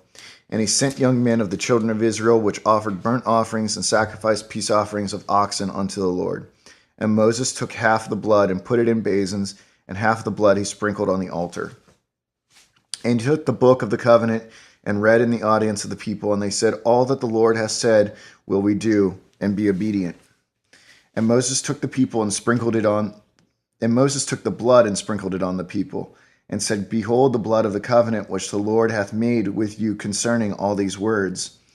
Then went up Moses and Aaron, Nadab and Abihu, and 70 of the elders of Israel, and they saw the God of Israel, and there was under his feet as it were a paved work of a sapphire stone, and as it were the body of heaven in his clearness.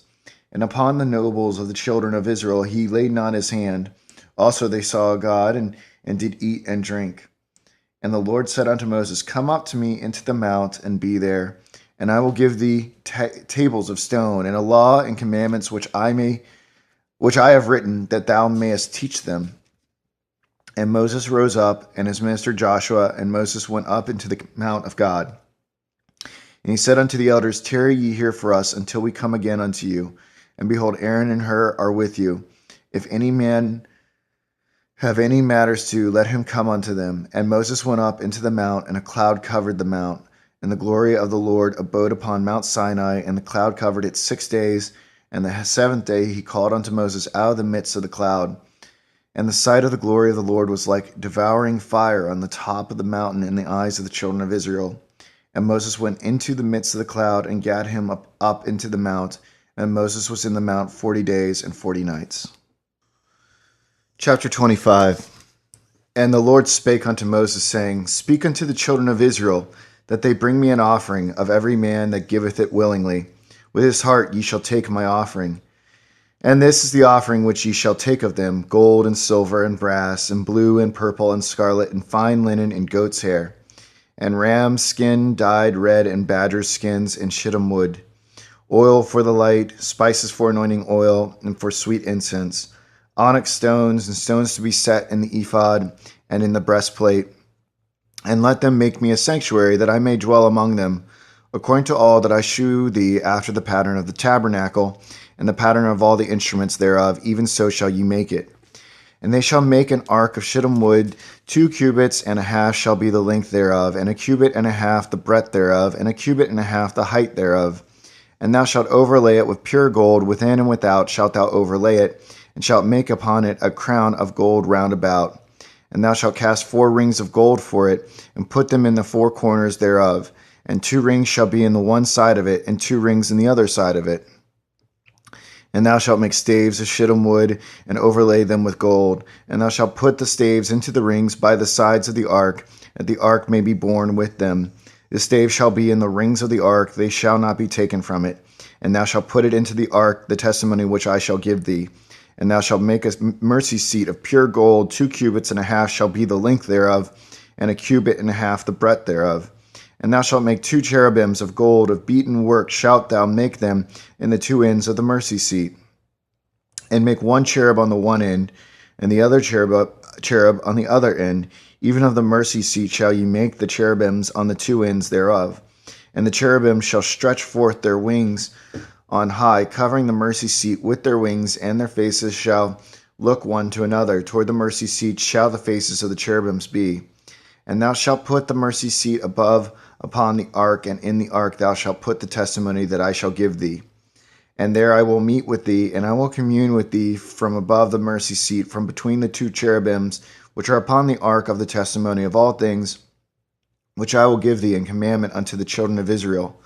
Thou shalt also make a table of shittim wood, 2 cubits shall be the length thereof, and 1 cubit of the breadth thereof, and 1 cubit and a half the height thereof. And thou shalt overlay it with pure gold, and make thereto a crown of gold round about. And thou shalt make unto it a border of an hand breadth round about, and thou shalt make a golden crown to the border thereof round about. And thou shalt make for it 4 rings of gold, and put the rings in the 4 corners that are on the 4 feet thereof. Over against the border shall the rings be for places of the staves to bear the table. And thou shalt make the staves of shittim wood, and overlay them with gold, that the table may be borne with them. And thou shalt make the dishes thereof, and spoons thereof, and covers thereof, and bowls thereof, to cover withal of pure gold shalt thou make them. And thou shalt set upon the table shewbread before me alway. And thou shalt make a candlestick of pure gold, of beaten work shall the candlestick be made. His shaft and his branches, his bowls, his knops, and his flowers shall be of the same. And 6 branches shall come out of the sides of it, 3 branches of the candlestick out of the one side, and 3 branches of the candlestick out of the other. 3 bowls made like unto almonds, with a knop and a flower in one branch, and 3 bowls made like almonds in the other branch, with a knop and a flower, so in the 6 branches that come out of the candlestick. And in the candlestick shall be 4 bowls made like unto almonds, with their knops and their flowers. And there shall be a knop under 2 branches of the same, and a knop under 2 branches of the same, and a knop under 2 branches of the same, according to the 6 branches that proceed out of the candlestick. Their knops and their branches shall be of the same, and it shall be one beaten work of pure gold. And thou shalt make the 7 lamps thereof, and they shall light the lamps thereof, that they may give light over against it. And the tongs thereof and the snuff dishes thereof shall be of pure gold. Of a talent of pure gold shall he make it with all these vessels. And look that thou make them after their pattern, which was showed thee in the mount. Chapter 26. Moreover, thou shalt make the tabernacle with 10 curtains of fine twine, linen, and blue, and purple, and scarlet, with cherubims of cunning work shalt thou make them. The length of one curtain shall be 28 cubits, and the breadth of one curtain 4 cubits, and every one of the curtains shall have one measure.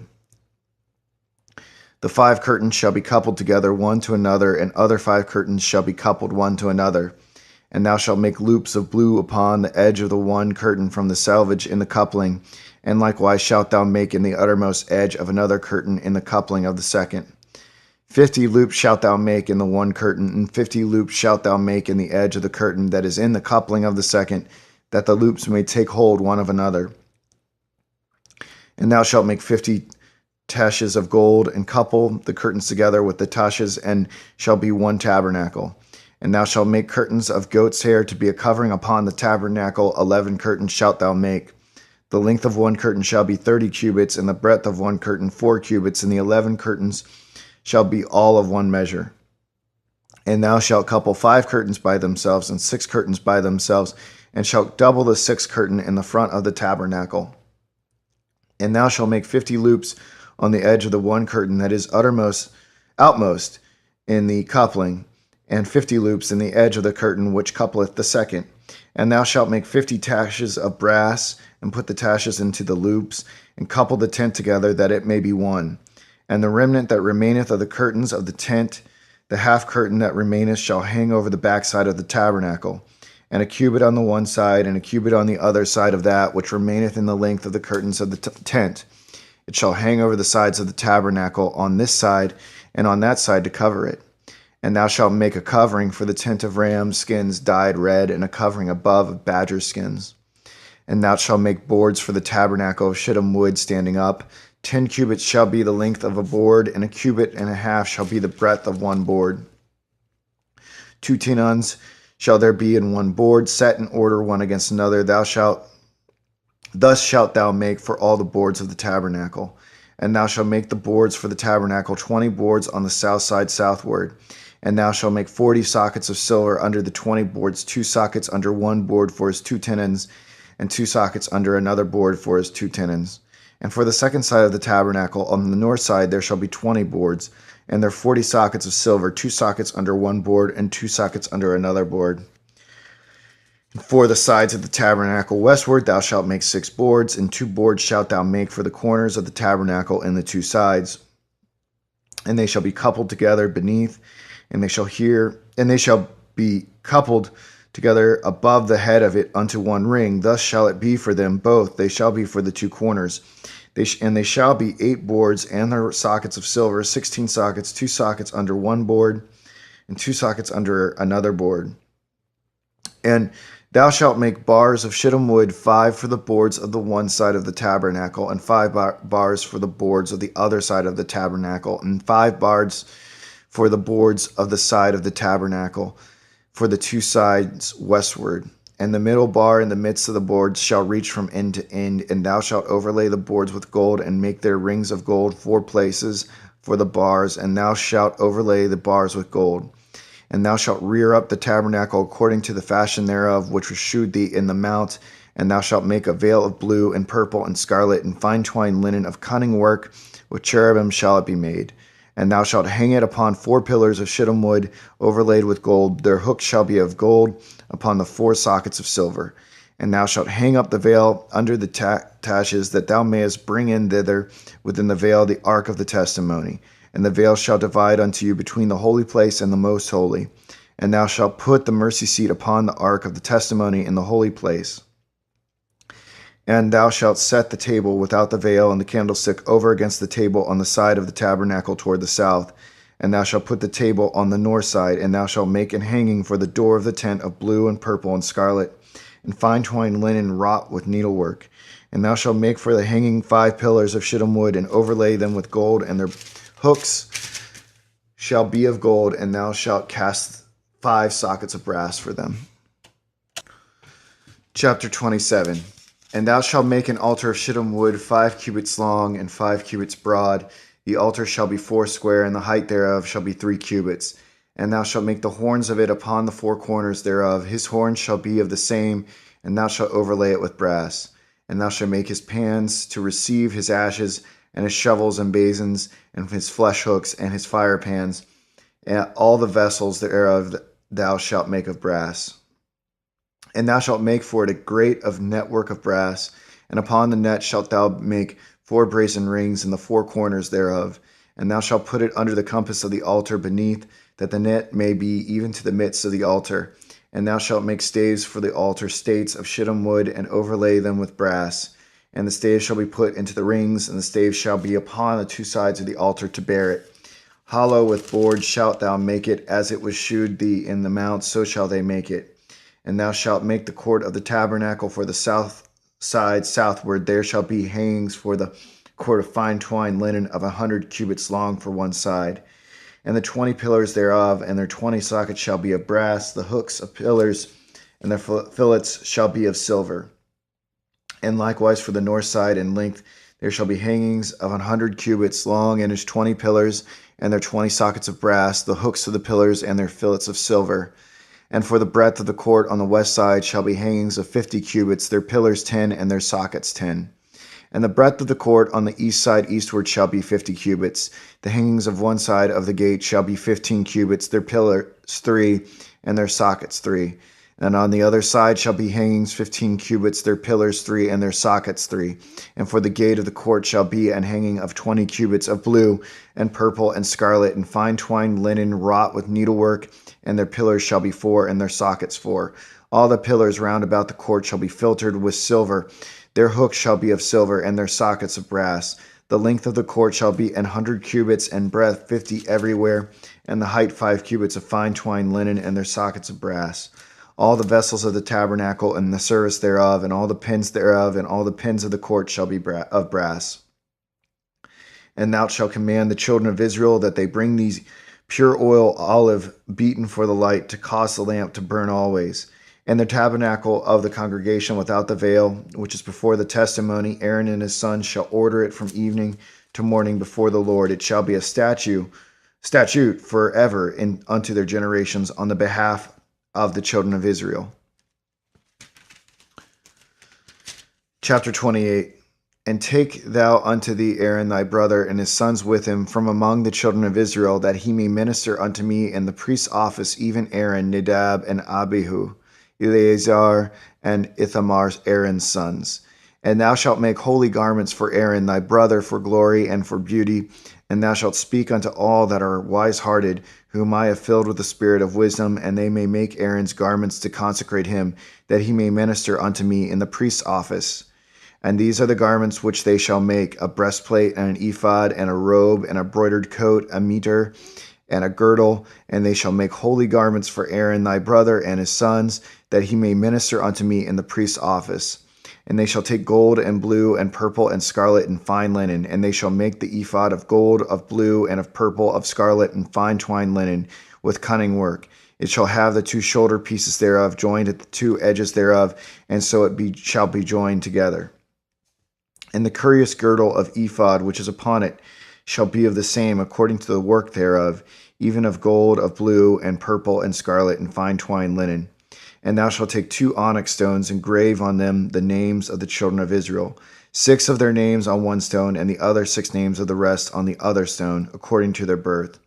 With the book of an engraver in stone, like the engravings of a signet, shalt thou engrave the 2 stones with the names of the children of Israel. Thou shalt make them to be set in ouches of gold. And thou shalt put the 2 stones upon the shoulders of the ephod for stones of memorial unto the children of Israel, and Aaron shall bear their names before the Lord upon his 2 shoulders for a memorial. And thou shalt make ouches of gold. And 2 chains of pure gold at the ends of wreathen work shalt thou make them, and fasten the wreathen chains to the ouches. And thou shalt make the breastplate of judgment with cunning work. After the work of the ephod thou shalt make it of gold, of blue, and of purple, and of scarlet, and of fine twined linen shalt thou make it. 4 it shall be, being doubled. A span shall be the length thereof, and a span shall be the breadth thereof. And thou shalt set it in settings of stones, even 4 rows of stones. The first row shall be a sardius, a topaz, and a carbuncle.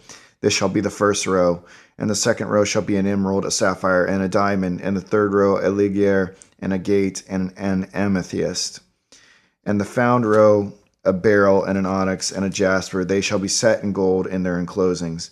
And the stones shall be with the names of the children of Israel, 12 according to their names, like the engravings of a signet. Every one with his name shall they be, according to the 12 tribes. And thou shalt make upon the breastplate chains at the ends of wreathen work of pure gold. And thou shalt make upon the breastplate 2 rings of gold, and shalt put the 2 rings on the 2 ends of the breastplate. And thou shalt put the 2 wreathen chains of gold in the 2 rings which are on the ends of the breastplate.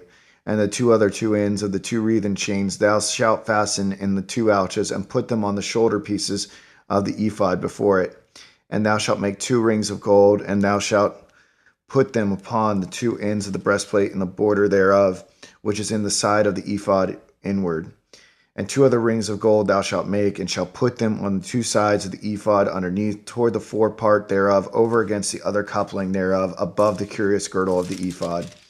And they shall bind the breastplate by the wings thereof unto the rings of the ephod with a lace of blue, that it may be above the curious girdle of the ephod, and that the breastplate be not loosed from the ephod. And Aaron shall bear the names of the children of Israel in the breastplate of judgment upon his heart, when he goeth in unto the holy place for a memorial before the Lord continually. And thou shalt put in the breastplate of judgment the Urim and the Thummim, and they shall be upon Aaron's heart when he goeth in before the Lord. And Aaron shall bear the judgment of the children of Israel upon his heart before the Lord continually. And thou shalt make the robe of the ephod all of blue, and there shall be an hole in the top of it, in the midst thereof. It shall have a binding of woven work round about the whole of it, as it were the whole of an habergeon, that it be not rent. And beneath upon the hem of it thou shalt make pomegranates of blue, and of purple, and of scarlet round about the hem thereof, and bells of gold between them round about. And a golden bell and a pomegranate, a golden bell and a pomegranate upon the hem of the robe round about. It shall be upon Aaron to minister, and his sound shall be heard when he goeth in unto the holy place before the Lord, and when he cometh out, that he die not. And thou shalt make a plate of pure gold, and grave upon it like the engravings of a signet, holiness to the Lord. And thou shalt put it on a blue lace, that it may be upon the mitre.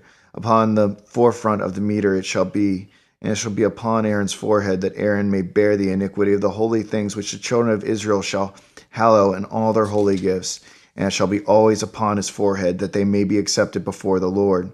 And thou shalt embroider the coat of fine linen, and thou shalt make the mitre of fine linen, and thou shalt make the girdle of needlework. And for Aaron's sons thou shalt make coats, and thou shalt make for them girdles, and bonnets shalt thou make for them for glory and for beauty. And thou shalt put them upon Aaron thy brother, and his sons with him, and shalt anoint him, and consecrate them, and sanctify them, that they may minister unto me in the priest's office. and thou shalt make them linen breeches to cover their nakedness from the loins, even unto the thighs they shall reach, and they shall be upon Aaron and upon the sons when they come in unto the tabernacle of the congregation, or when they come near unto the altar to minister in the holy place, that they bear not iniquity and die. It shall be a statute forever unto him and his seed after him. Chapter 29. And this is the thing that thou shalt do unto them, to hallow them, to minister unto me in the priest's office.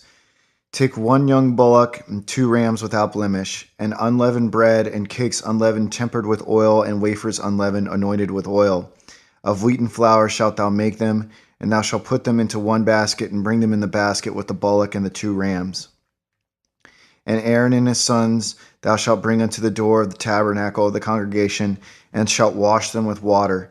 And thou shalt take the garments, and put upon Aaron the coat, and the robe of ephod, and the ephod and the breastplate, and gird him with the curious girdle of the ephod. And thou shalt put the mitre upon his head, and put the holy crown upon the mitre. Then shalt thou take the anointing oil, and pour it upon his head, and anoint him. And thou shalt bring his sons, and put coats upon them, and thou shalt gird them with girdles, Aaron and his sons, and put the bonnets on them, and the priest's office shall be theirs for a perpetual statute. And thou shalt consecrate Aaron and his sons. And thou shalt cause a bullock to be brought before the tabernacle of the congregation, and Aaron and his sons shall put their hands upon the head of the bullock. And thou shalt kill the bullock before the Lord by the door of the tabernacle of the congregation. And thou shalt take of the blood of the bullock, and put it upon the horns of the altar with thy finger, and pour all the blood beside the bottom of the altar. And thou shalt take all the fat that covereth the inwards, and the caul that is above the liver, and the 2 kidneys, and the fat that is upon them, and burn them upon the altar. But the flesh of the bullock, and his skin, and his dung shalt thou burn with fire without the camp. It is a sin offering.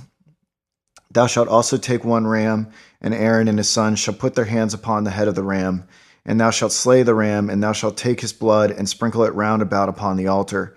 And thou shalt cut the ram in pieces, and wash the inwards of him and his legs, and put them unto his pieces and unto his head. And thou shalt burn the whole ram upon the altar. It is a burnt offering unto the Lord. It is a sweet savor, an offering made by fire unto the Lord.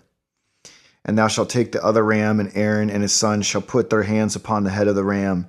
Then shalt thou kill the ram, and take of his blood, and put it upon the tip of the right ear of Aaron, and upon the tip of the right ear of his sons, and upon the thumb of their right hand, and upon the great toe of their right foot, and sprinkle the blood upon the altar round about. And thou shalt take of the blood that is upon the altar, and of the anointing oil, and sprinkle it upon Aaron, and upon his garments, and upon his sons, and upon the garments of his sons with him. And he shall be hallowed, and his garments, and his son, and his son's garments with him. And also thou shalt take of the ram the fat and the rump, and the fat that covereth the inwards, and the caul above the liver, and the 2 kidneys, and the fat that is upon them, and the right shoulder, for it is a ram of consecration. And 1 loaf of bread, and 1 cake of oiled bread, and 1 wafer out of the basket of the unleavened bread that is before the Lord. And thou shalt put all in the hands of Aaron, and in the hands of his sons, and shalt wave them for a wave offering before the Lord. And thou shalt receive them of their hands, and burn them upon the altar for a burnt offering, for a sweet savor before the Lord. It is an offering made by fire unto the Lord. And thou shalt take the breast of the ram of Aaron's consecration, and wave it for a wave offering before the Lord, and it shall be thy part. And thou shalt sanctify the breast of the wave offering, and the shoulder of the heave offering, which is waved, and which is heaved up of the ram of the consecration, even of that which is for Aaron, and of that which is for his sons. And it shall be Aaron's and his sons by statute forever from the children of Israel, for it is a heave offering. And it shall be an heave offering from the children of Israel of the sacrifice of their peace offerings, even their heave offering unto the Lord. And the holy garments of Aaron shall be his sons after him, to be anointed therein, and to be consecrated in them.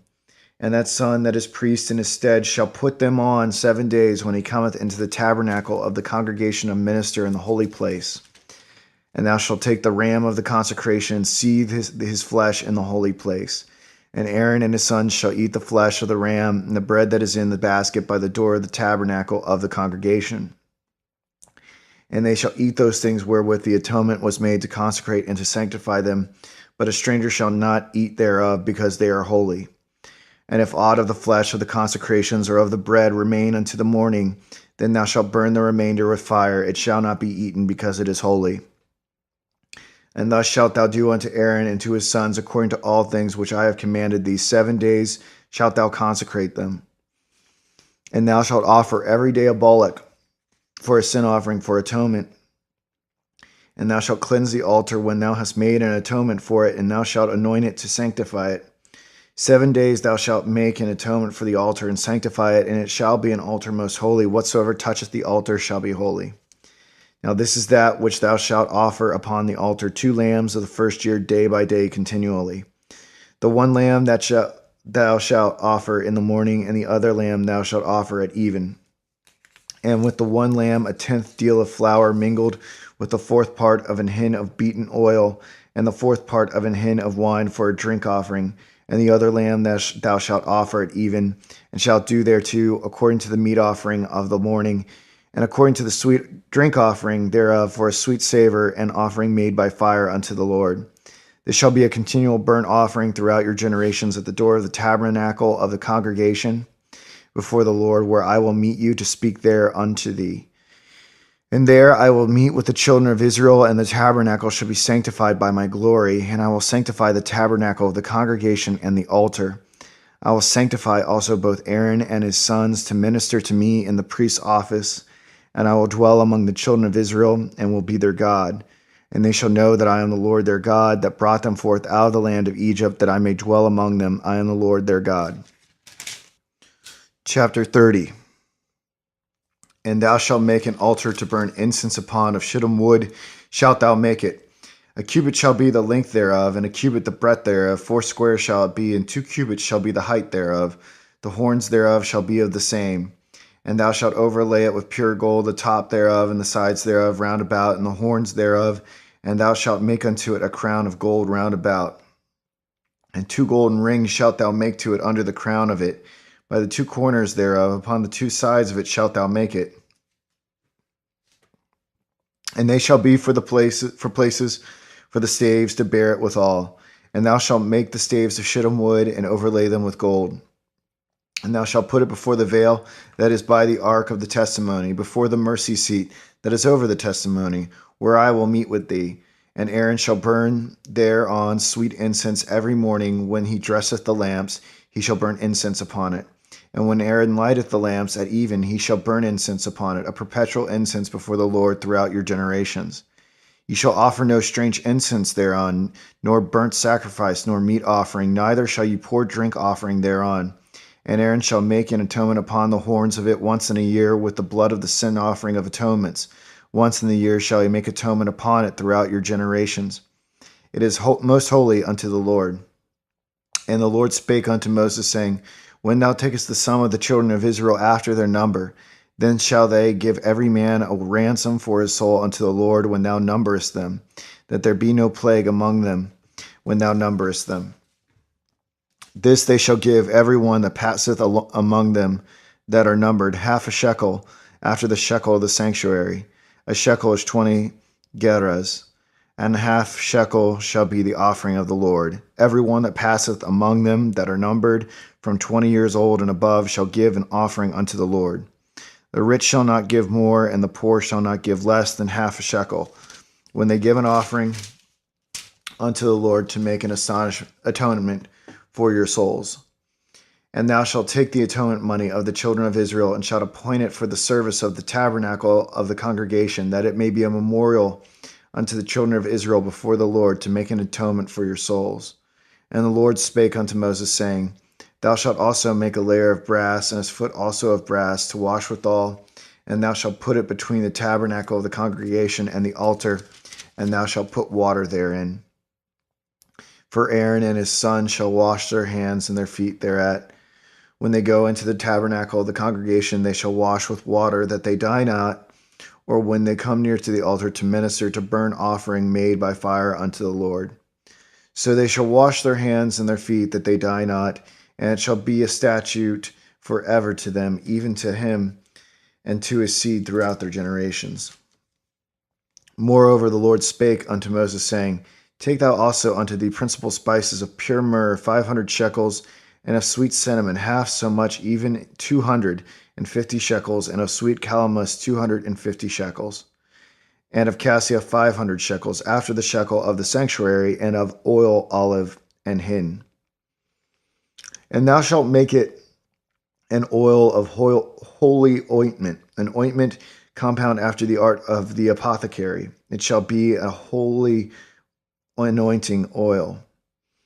And thou shalt anoint the tabernacle of the congregation therewith, and the ark of the testimony, and the table and all his vessels, and the candlestick and his vessels, and the altar of incense, and the altar of burnt offering with all his vessels, and the laver and his foot. And thou shalt sanctify them that may be most holy. Whatsoever toucheth them shall be holy. And thou shalt anoint Aaron and his sons, and consecrate them, that they may minister unto me in the priest's office. And thou shalt speak unto the children of Israel, saying, This shall be an holy anointing oil unto me throughout your generations. Upon man's flesh shall it not be poured, neither shall ye make any other like it after the composition of it. It is holy, and it shall be holy unto you. Whosoever compoundeth any like it, or whosoever putteth any of it upon a stranger, shall even be cut off from his people. And the Lord said unto Moses, Take unto thee sweet spices, stacte and onyacha and gabanum, these sweet spices with pure frankincense, of each shall there be a like weight. And thou shalt make it a perfume, a confection, after the art of the apothecary, tempered together, pure and holy. And thou shalt beat some of it very small, and put of it before the testimony in the tabernacle of the congregation, where I will meet with thee. It shall be unto you most holy. And as for the perfume which thou shalt make, ye shall not make to yourselves according to the composition thereof. It shall be unto thee holy for the Lord. Whosoever shall make like unto that to smell thereto shall even be cut off from his people. Chapter 31. And the Lord spake unto Moses, saying, See, I have called by name Bezalel, the son of Uri, the son of Hur, of the tribe of Judah. And I have filled him with the Spirit of God in wisdom, and in understanding, and in knowledge, and in all manner of workmanship, to devise cunning works, to work in gold, and in silver, and in brass, and in cutting of stones to set them, and in carving of timber, to work in all manner of workmanship. And I, behold, I have given with him Aholiab, the son of Ahisamach, of the tribe of Dan, and in the hearts of all that are wise-hearted I have put wisdom, that they make all that I have commanded thee. The tabernacle of the congregation, and the ark of the testimony, and the mercy seat that is thereupon, and all the furniture of the tabernacle, and the table and its furniture, and the pure candlestick with all his furniture, and the altar of incense, and the altar of burnt offering with all his furniture, and the laver and his foot, and the clothes of service, and the holy garments for Aaron the priest, and the garments of his sons to minister in the priest's office, and the anointing oil and sweet incense for the holy place, according to all that I have commanded thee shall they do. And the Lord spake unto Moses, saying, Speak thou also unto the children of Israel, saying, Verily my Sabbaths ye shall keep, for it is a sign between me and you throughout your generations, that ye may know that I am the Lord, that doth sanctify you. You shall keep the Sabbath therefore, for it is holy unto you. Every one that defileth it shall surely be put to death. For whosoever doeth any work therein, that soul shall be cut off from among his people. 6 days may work be done, but in the seventh is the Sabbath of rest, holy to the Lord. Whosoever doeth any work in the Sabbath day, he shall surely be put to death. Wherefore the children of Israel shall keep the Sabbath, to observe the Sabbath throughout their generations, for a perpetual covenant. It is a sign between me and the children of Israel forever. For in 6 days the Lord made heaven and earth, and on the seventh day he rested and was refreshed. And he gave unto Moses, when he had made an end of communing with him upon Mount Sinai, 2 tables of testimony, tables of stone, written with the finger of God. Chapter 32. And when the people saw that Moses delayed to come down out of the mount, the people gathered themselves together unto Aaron, and said unto him, Up, make us gods, which shall go before us. For as for this Moses, the man that brought us up out of the land of Egypt, we wot not what is become of him. And Aaron said unto them, Break off the golden earrings which are in the ears of your wives, of your sons, and of your daughters, and bring them unto me. And all the people brake off the golden earrings which were in their ears, and brought them unto Aaron. And he received them at their hand, and fashioned it with a graving tool, after he had made it a molten calf. And they said, These be thy gods, O Israel, which brought thee up out of the land of Egypt. And then Aaron saw it, he built an altar before it, and Aaron made proclamation, said, Tomorrow is a feast to the Lord. And they rose up early on the morrow, and offered burnt offerings, and brought peace offerings, and the people sat down to eat and to drink, and rose up to play. And the Lord said unto Moses, Go get thee down, for thy people which thou broughtest out of the land of Egypt have corrupted themselves. They have turned aside quickly out of the way which I commanded them. They have made them a molten calf, and have worshipped it, and have sacrificed thereunto, and said, These be thy gods, O Israel, which have brought thee up out of the land of Egypt. And the Lord said unto Moses, I have seen this people, and behold, it is a stiff-necked people. Now therefore let me alone, that my wrath may wax hot against them, and that I may consume them, and I will make of thee a great nation. And Moses besought the Lord his God, and said, Lord, why doth thy wrath wax hot against thy people, which thou hast brought forth out of the land of Egypt, with great power and with a mighty hand? Wherefore should the Egyptians speak and say, For mischief did he bring them out, to slay them in the mountains, and to consume them from the face of the earth? Turn from thy fierce wrath, and repent of this evil against thy people. Remember Abraham, Isaac, and Israel, thy servants, to whom thou swarest by thine own self, and saidst unto them, I will multiply your seed as the stars of heaven, and all this land that I have spoken of will I give unto your seed, and they shall inherit it forever. And the Lord repented of the evil which he thought to do unto his people. And Moses turned and went down from the mount, and the 2 tables of the testimony were in his hand. The tables were written on both their sides, on the one side and on the other side were they written. And the tables were the work of God, and the writing was the writing of God graven upon the tables. And Joshua heard the noise of the people as they shouted. He said unto Moses, There is a noise of war in the camp. And he said, It is not the voice of them that shout for mastery, neither is it the voice of them that cry for being overcome, but the noise of them that sing do I hear. And it came to pass, as soon as he came nigh unto the camp, and he saw the calf and the dancing, and Moses angered waxed hot. And he cast the tables out of his hands, and brake them beneath the mount. And he took the calf which they made, and burnt it in the fire, and ground it to powder, and strawed it upon the water, and made the children of Israel drink of it. And Moses said unto Aaron, What did this people unto thee, that thou hast brought so great a sin upon them? And Aaron said, Let not the anger of my Lord wax hot. Thou knowest the people, that they are set on mischief. For they said unto me, Make us gods which shall go before us. For as for this Moses, the man that brought us up out of the land of Egypt, we wot not what is become of him. And I said unto them, Whosoever hath any gold, let them break it off. So they gave it to me. Then I cast it into the fire, and there came out this calf. And when Moses saw that the people were naked, for Aaron had made them naked unto their shame among their enemies, then Moses stood in the gate of the camp and said, Who is on the Lord's side? Let him come unto me. And all the sons of Levi gathered themselves together unto him. And he said unto them, Thus saith the Lord God of Israel, Put every man his sword by his side, and go in and out from gate to gate throughout the camp, and slay every man his brother, and every man his companion, and every man his neighbor. And the children of Levi did according to the word of Moses, and there fell of the people that day about 3,000 men. For Moses said, Consecrate yourselves today to the Lord, even every man upon his son, upon his brother, that he may bestow upon you a blessing this day. And it came to pass on the morrow that Moses said unto the people, Ye have sinned a great sin, and now I will go up unto the Lord, peradventure I shall make an atonement for your sin. And Moses returned unto the Lord and said, O this people have sinned a great sin, and have made them gods of gold. Yet now if thou wilt forgive their sin, and if not, blot me, I pray thee, out of thy book which thou hast written. And the Lord said unto Moses, Whosoever hath sinned against me, him will I blot out of my book. Therefore now go, lead the people unto the place of which I have spoken unto thee. Behold, mine angel shall go before thee. Nevertheless, in the day when I visit, I will visit their sin upon them. And the Lord plagued the people, because they made the calf which Aaron made. Chapter 33. And the Lord said unto Moses, Depart, and go up hence, thou and the people which thou hast brought up out of the land of Egypt, unto the land which I swear unto Abraham, to Isaac, and to Jacob, saying, Unto thy seed will I give it. And I will send an angel before thee, and I will drive out the Canaanite, the Amorite, and the Hittite, and the Perizzite, the Hivite, and the Jebusite, unto a land flowing with milk and honey. For I will not go up in the midst of thee, for thou art a stiff-necked people, lest I consume thee in the way. And when the people heard these evil tidings, they mourned, and no man did put on him his ornaments. For the Lord had said unto Moses, Say unto the children of Israel, Ye are a stiff-necked people. I will come up into the midst of thee in a moment and consume thee. Therefore now put off thy ornaments from thee, that I may know what to do unto thee.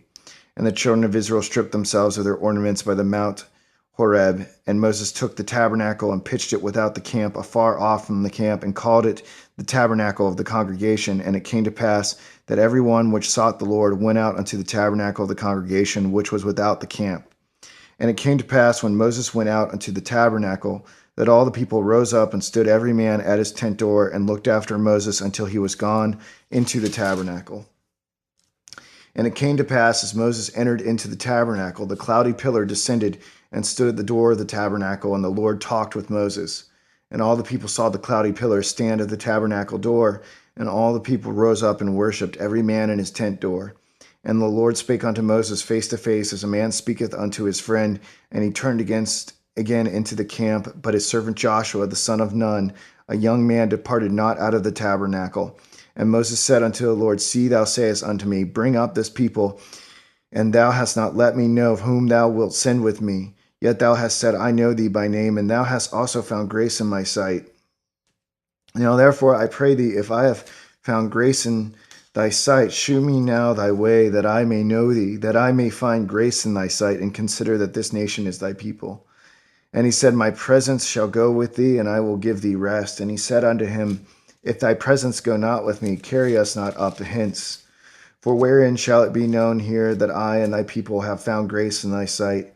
Is it not in that thou goest with us? So shall we be separated, I and thy people, from all the people that are upon the face of the earth.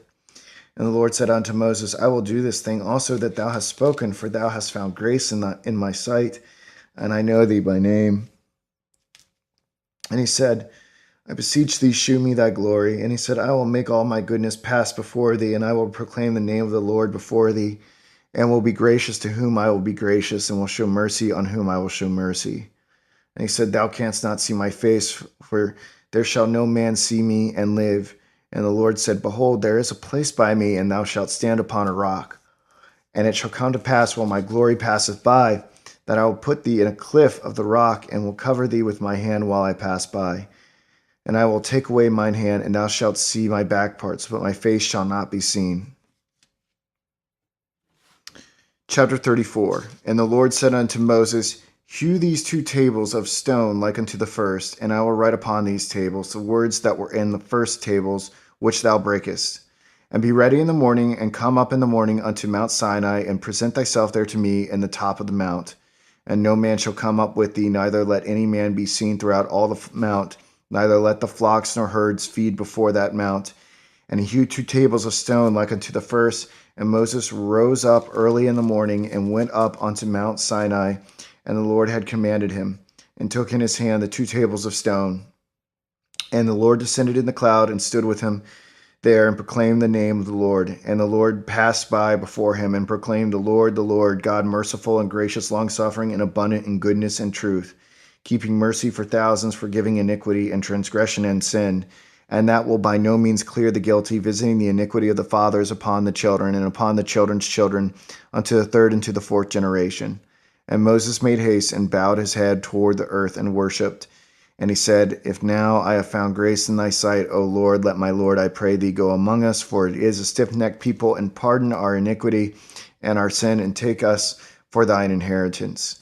And he said, Behold, I make a covenant before all thy people. I will do marvels such as have not been done in all the earth, nor in any nation. And all the people among which thou art shall see the work of the Lord, for it is a terrible thing that I will do with thee. Observe thou that which I command thee this day. Behold, I drive out before thee the Amorite, and the Canaanite, and the Hittite, and the Perizzite, and the Hivite, and the Jebusite. Take heed to thyself, lest thou make a covenant with the inhabitants of the land whither thou goest, lest it be for a snare in the midst of thee. But ye shall destroy their altars, break their images, and cut down their groves. For thou shalt worship no other God, for the Lord, whose name is a jealous God.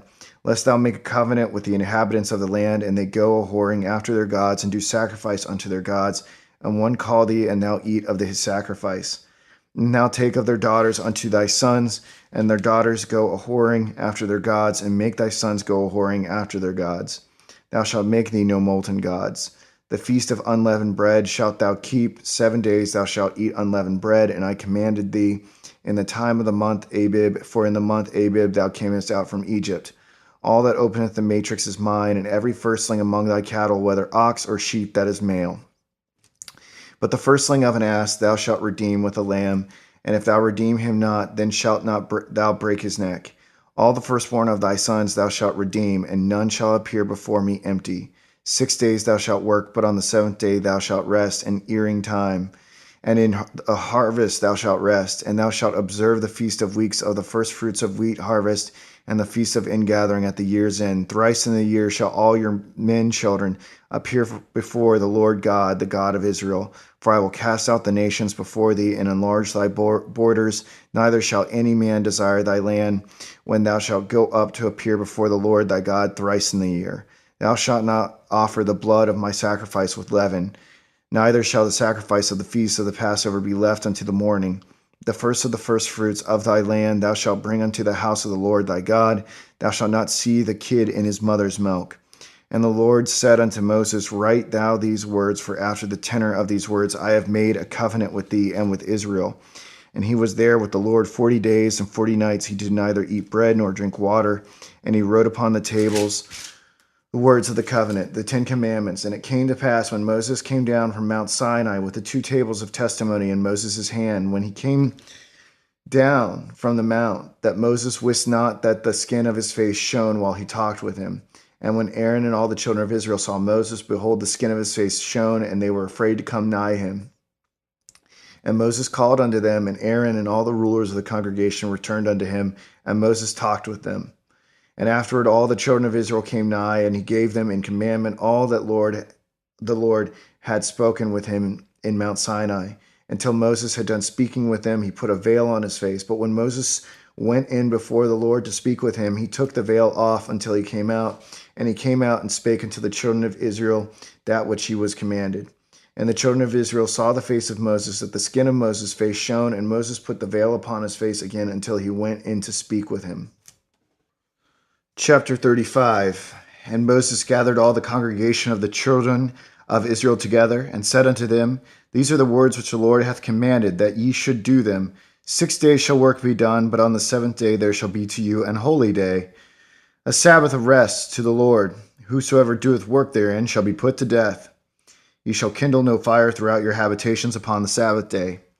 And Moses spake unto all the congregation of the children of Israel, saying, This is the thing which the Lord commanded, saying, Take ye from among you an offering unto the Lord. Whosoever is of a willing heart, let him bring it, an offering of the Lord, gold and silver and brass, and blue and purple and scarlet, and fine linen and goat's hair, and ram skins dyed red, and badger skins, and shittim wood, and oil for the night, and spices for anointing oil, and for the sweet incense, and onyx stones, and stones to be set for the ephod, and for the breastplate. And every wise-hearted among you shall come and make all that the Lord hath commanded, the tabernacle, his tent, and his covering, his taches, and his boards, his bars, his pillars, and his sockets, the ark and the staves thereof, with the mercy seat and the veil of the covering, the table and his staves, and all his vessels, and the shewbread, a candlestick also for the light, and his furniture, and his lamps, with the oil for the light, and the incense altar, and his staves, and the anointing oil, and the sweet incense, and the hanging for the door at the entering in of the tabernacle, the altar of burnt offering, with his brazen grate, his staves, and all his vessels, the laver and his foot, the hangings of the court, his pillars and their sockets, and the hanging for the door of the court, the pins of the tabernacle, and the pins of the court, and their cords, the cloths of service to do service in the holy place, the holy garments for Aaron the priest, and the garments of his sons to minister in the priest's office. And all the congregation of the children of Israel departed from the presence of Moses. And they came, every one whose heart stirred him up, and every one whom his spirit made willing, and they brought the Lord's offering to the work of the tabernacle of the congregation, for all his service, and for the holy garments. And they came, both men and women, as many as were willing-hearted, and brought bracelets and earrings, and rings and tablets, all jewels of gold, and every man that offered an offering of gold unto the Lord. And every man with whom was found blue and purple and scarlet and fine linen and goat's hair and red skins, of rams and badgers' skins brought them. Everyone that did offer an offering of silver and brass brought the Lord's offering, and every man with whom was found shittim wood for any work of the service brought it. And all the women that were wise-hearted did spin with their hands, and brought that which they had spun, both of blue and of purple and of scarlet and of fine linen. And all the women whose heart stirred them up in wisdom spun goat's hair. And the rulers brought onyx stones, and stones to be set for the ephod and for the breastplate, and spice and oil for the light, and for the anointing oil, and for the sweet incense. The children of Israel brought a willing offering unto the Lord, every man and woman whose heart made them willing to bring for all manner of work, which the Lord had commanded to be made by the hand of Moses. And Moses said unto the children of Israel, See, the Lord hath called by name Bezalel, the son of Uri, the son of Hur, of the tribe of Judah. And he hath filled him with the Spirit of God, and wisdom, and understanding, and in knowledge, and in all manner of workmanship, and to devise curious works, to work in gold, and in silver, and in brass, and the cutting of stones, to set them in the carving of wood, to make any manner of cunning work. And he hath put in his heart that he may teach both he and Aholiab, the son of Ahisamach, of the tribe of Dan. Them hath he filled with wisdom of heart to work all manner of work, of the engraver, and of the cunning workman, and of the embroiderer in blue, and in purple, and scarlet, and in fine linen, and of the weaver, even of them that do any work, and of those that devise cunning work. Chapter 36. Then wrought Bezalel and Aholiab, and every wise-hearted man in whom the Lord put wisdom and understanding to know how to work all manner of work for the service of the sanctuary, according to all that the Lord had commanded. And Moses called Bezalel and Aholiab, and every wise-hearted man in whose heart the Lord had put wisdom, even every one whose heart stirred him up to come unto the work to do it. And they offered of Moses all the offering which the children of Israel had brought for the work of the service of the sanctuary, to make it withal. And they brought yet unto him free offerings every morning, and all the wise men that wrought all the work of the sanctuary came every man from his work which they made. And they spake unto Moses, saying, The people bring much more than enough for the service of the work which the Lord commanded to make. And Moses gave commandment, and they caused it to be proclaimed throughout the camp, saying, Let neither man nor woman make any more work for the offering of the sanctuary. So the people were restrained from bringing. For the stuff they had was sufficient for all the work to make it, and too much. And every wise-hearted man among them that wrought the work of the tabernacle made 10 curtains of fine twined linen in blue and purple and scarlet. With cherubims of cunning work made he them. The length of one curtain was 28 cubits, and the breadth of one curtain 4 cubits. The curtains were all of one size. And he coupled the 5 curtains one unto another, and the other 5 curtains he coupled one unto another. And he made loops of blue on the edge of one curtain from the selvage in the coupling. Likewise he made in the uttermost side of another curtain in the coupling of the second. 50 loops made he in one curtain, and 50 loops made he in the edge of the curtain which was in the coupling of the second. The loops held one curtain to another. And he made 50 taches of gold, and coupled the curtains one unto another with the taches, so it became one tabernacle. And he made curtains of goat's hair for the tent over the tabernacle. 11 curtains he made them. The length of one curtain was 30 cubits, and 4 cubits was the breadth of one curtain. The 11 curtains were of one size. And he coupled 5 curtains by themselves, and 6 curtains by themselves. And he made 50 loops upon the uttermost edge of the curtain in the coupling. And 50 loops made he upon the edge of the curtain which coupleth the second. And he made 50 taches of brass to couple the tent together, that it might be one. And he made a covering for the tent of ram skins dyed red, and a covering of badger skins above that. And he made boards for the tabernacle, shittim wood, standing up. The length of a board was 10 cubits, and the breadth of a board 1 cubit and a half.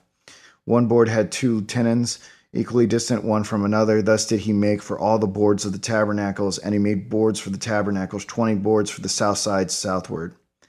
And 40 sockets of silver he made under the 20 boards, 2 sockets under one board for his 2 tenons, and 2 sockets under another board for his 2 tenons. And for the other side of the tabernacle, which is toward the north corner, he made 20 boards. And there 40 sockets of silver, 2 sockets under one board, and 2 sockets under another board. And for the sides of the tabernacle westward he made 6 boards.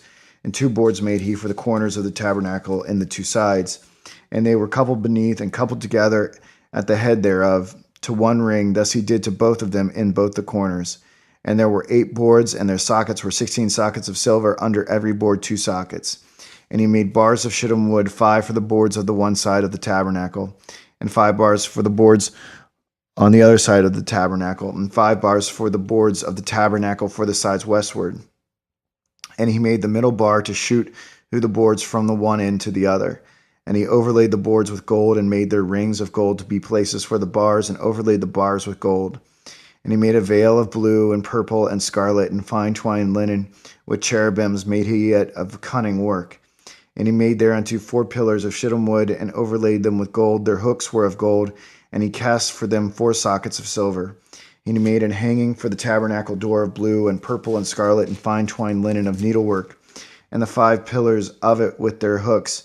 And he overlaid their chapters and their fillets with gold, but their 5 sockets were of brass. Chapter 37.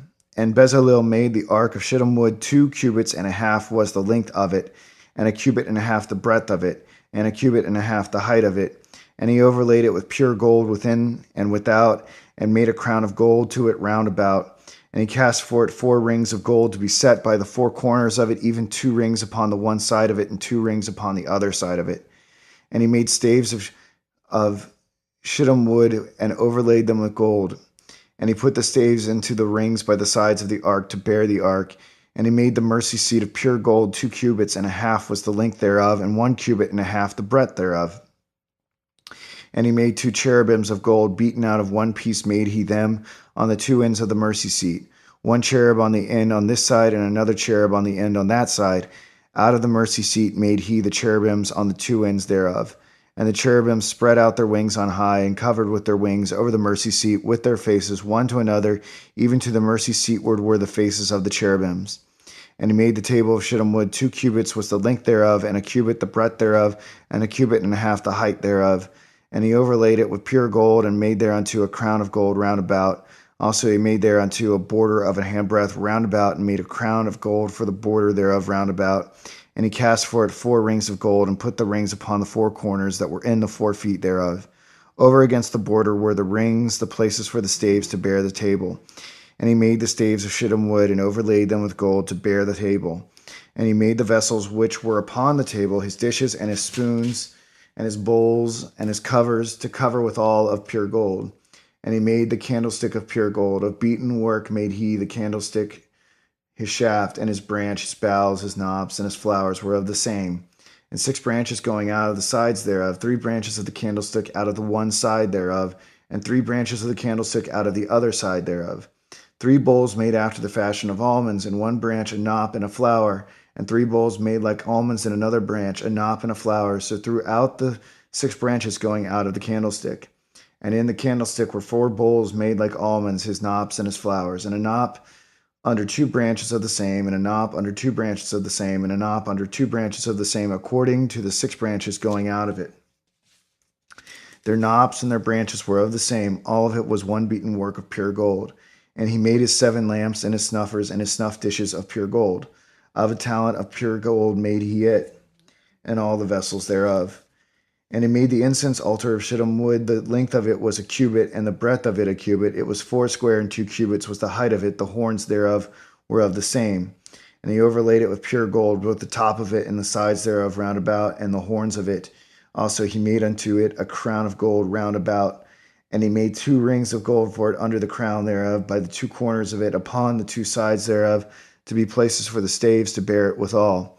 And he made the staves of shittim wood, and overlaid them with gold. And he made the holy anointing oil, and the pure incense of sweet spices, according to the work of the apothecary. Chapter 38. And he made the altar of burnt offering of shittim wood. 5 cubits was the length thereof, and 5 cubits the breadth thereof. It was 4 square, and 3 cubits the height thereof. And he made the horns thereof on the 4 corners of it. The horns thereof were of the same, and he overlaid it with brass. And he made all the vessels of the altar, the pots and the shovels and the basins and the flesh hooks and the fire pans. All the vessels thereof made he of brass. And he made for the altar a brazen grate of network under the compass thereof, beneath unto the midst of it. And he cast 4 rings for the 4 ends of the grate of brass to be places for the staves. And he made the staves of shittim wood and overlaid them with brass. And he put the staves into the rings on the sides of the altar to bear it withal. He made the altar hollow with boards. And he made the laver of brass, and the foot of it of brass, of the looking glasses of the women assembling, which assembled at the door of the tabernacle of the congregation. And he made the court on the south side southward.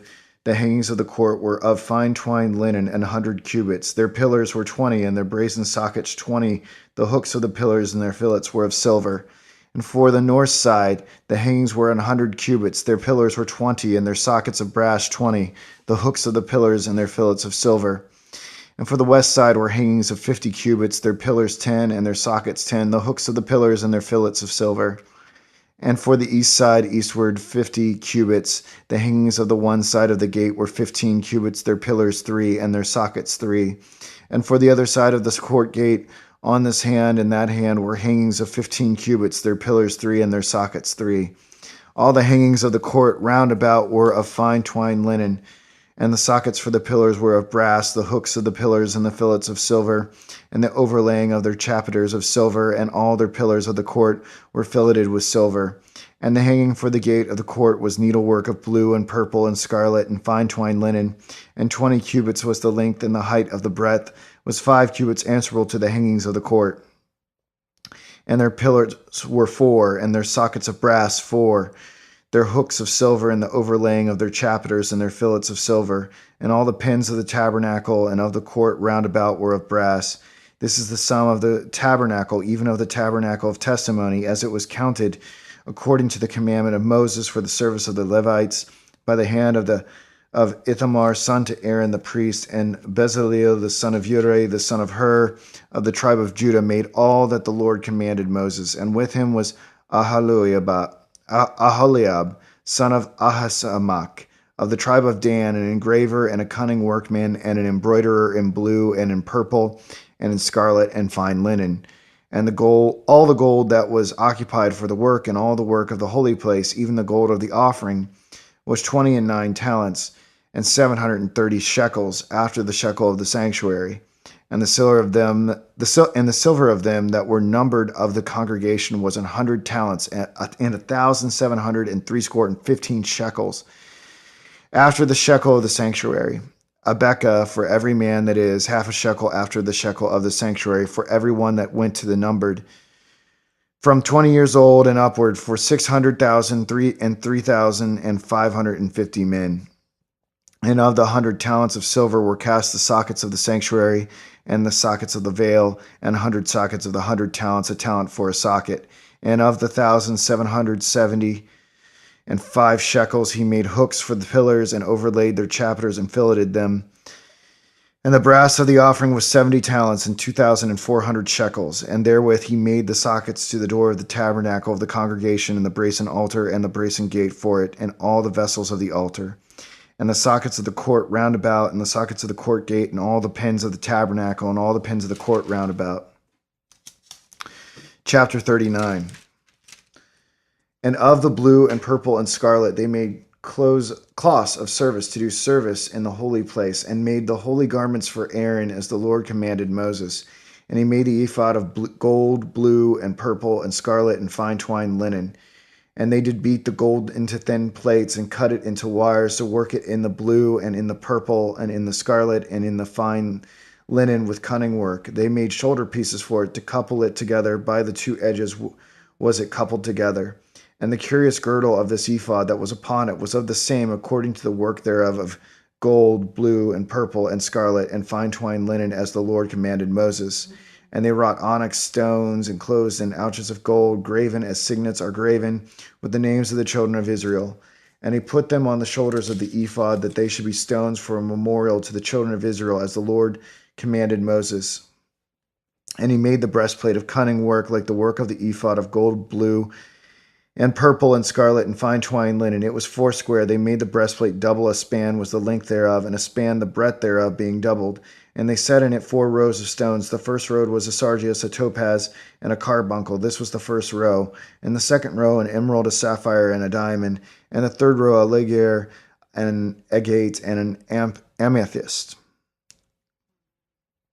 In the fourth were a beryl, an onyx, and a jasper. They were enclosed in ouches of gold in their enclosings. And the stones were according to the names of the children of Israel, 12 according to their names, like the engravings of a signet, every one with his name according to the 12 tribes. And they made upon the breastplate chains at the ends of wreathen work of pure gold.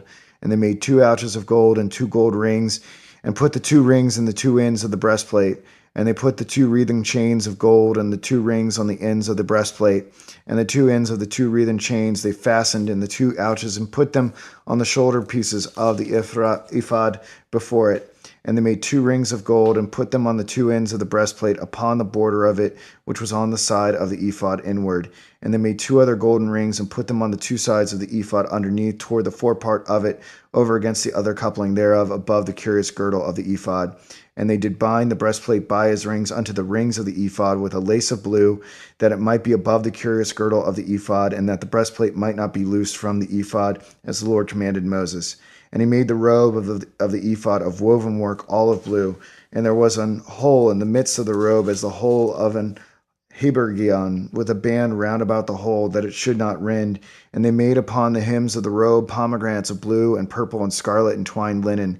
And they made bells of pure gold, and put the bells between the pomegranates upon the hem of the robe, round about between the pomegranates. A bell and a pomegranate, a bell and a pomegranate, round about the hem of the robe, to minister in, as the Lord commanded Moses. And they made coats of fine linen of woven work for Aaron and for his sons, and a mitre of fine linen, and goodly bonnets of fine linen, and linen breeches of fine twined linen, and a girdle of fine twined linen, and blue and purple and scarlet of needlework, as the Lord commanded Moses. And they made the plate of the holy crown of pure gold, and wrote upon it a writing like to the engravings of a signet, Holiness to the Lord. And they tied unto it a lace of blue to fasten it on high upon the mitre, as the Lord commanded Moses. Thus was all the work of the tabernacle of the tent of the congregation finished, and the children of Israel did according to all that the Lord commanded Moses, so did they. And they brought the tabernacle unto Moses, the tent, and all his furniture, his taches, his boards, his bars, and his pillars, and his sockets, and the covering of rams' skins dyed red, and the covering of badgers' skins, and the veil, the covering, the ark of the testimony, and the staves thereof, and the mercy seat, the table and all the vessels thereof, and the shewbread, the pure candlestick with the lamps thereof, even with the lamps to be set in order, and all the vessels thereof, and the oil for light, and the golden altar, and the anointing oil, and the sweet incense, and the hanging for the tabernacle door, the brazen altar, and his grate of brass, his staves, and all his vessels, the lever, and his foot. The hangings of the court, his pillars, and his sockets, and the hanging for the court gate, his cords, and his pins, and all the vessels of the service of the tabernacle for the tent of the congregation, the cloths of service to do service in the holy place, and the holy garments for Aaron the priest, and his sons' garments to minister in the priest's office. According to all that the Lord commanded Moses, so the children of Israel made all the work. And Moses did look upon all the work, and behold, they had done it as the Lord had commanded. Even so had they done it, and Moses blessed them. Chapter 40.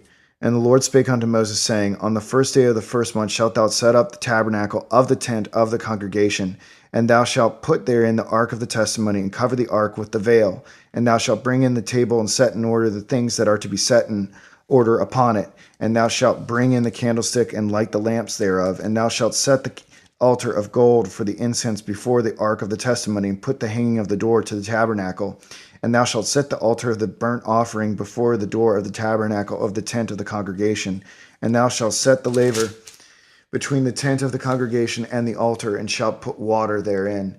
And thou shalt set up the court round about, and hang up the hanging at the court gate. And thou shalt take the anointing oil, and anoint the tabernacle, and all that is therein, and shalt hallow it, and all the vessels thereof, and it shall be holy. And thou shalt anoint the altar of the burnt offering, and all his vessels, and sanctify the altar, and it shall be an altar most holy. And thou shalt anoint the laver and his foot, and sanctify it. And thou shalt bring Aaron and his sons unto the door of the tabernacle of the congregation, and wash them with water. And thou shalt put upon Aaron the holy garments, and anoint him, and sanctify him, that he may minister unto me in the priest's office. And thou shalt bring his sons, and clothe them with coats. And thou shalt anoint them as thou didst anoint their father, that they may minister unto me in the priest's office, for their anointing shall surely be an everlasting priesthood throughout the generations. Thus did Moses according to all that the Lord commanded him, so did he. And it came to pass in the first month, in the second year, on the first day of the month, that the tabernacle was reared up. And Moses reared up the tabernacle, and fastened his sockets, and set up the boards thereof, and put in the bars thereof, and reared up his pillars. And he spread abroad the tent over the tabernacle, and put the covering of the tent upon it, above upon it, as the Lord commanded Moses. And he took and put the testimony into the ark, and set the staves on the ark, and put the mercy seat above upon the ark. And he brought the ark into the tabernacle, and set up the veil of the covering, and covered the ark of the testimony, as the Lord commanded Moses. And he put the table in the tent of the congregation upon the side of the tabernacle northward without the veil. And he set the bread in order upon it before the Lord, as the Lord had commanded Moses. And he put the candlestick in the tent of the congregation over against the table on the side of the tabernacle southward. And he lighted the lamps before the Lord, and the Lord commanded Moses. And he put the golden altar in the tent of the congregation before the veil. And he burnt sweet incense thereon, as the Lord commanded Moses. And he set up the hanging at the door of the tabernacle. And he put the altar of burnt offering by the door of the tabernacle of the tent of the congregation, and offered upon it the burnt offering and the meat offering, as the Lord commanded Moses. And he set the laver between the tent of the congregation and the altar, and put water there to wash withal. And Moses and Aaron and his sons washed their hands and their feet thereat, when they went into the tent of the congregation. And when they came near unto the altar, they washed, as the Lord commanded Moses. And he reared up the court round about the tabernacle and the altar, and set up the hanging of the court gate. So Moses finished the work. Then a cloud covered the tent of the congregation, and the glory of the Lord filled the tabernacle. And Moses was not able to enter into the tent of the congregation, because a cloud abode thereon, and the glory of the Lord filled the tabernacle. And when the cloud was taken up from over the tabernacle, the children of Israel went onward in all their journeys. But if the cloud were not taken up, then they journeyed not till the day that it was taken up. For the cloud of the Lord was upon the tabernacle by day, and fire was on it by night, in the sight of all the house of Israel throughout all their journeys.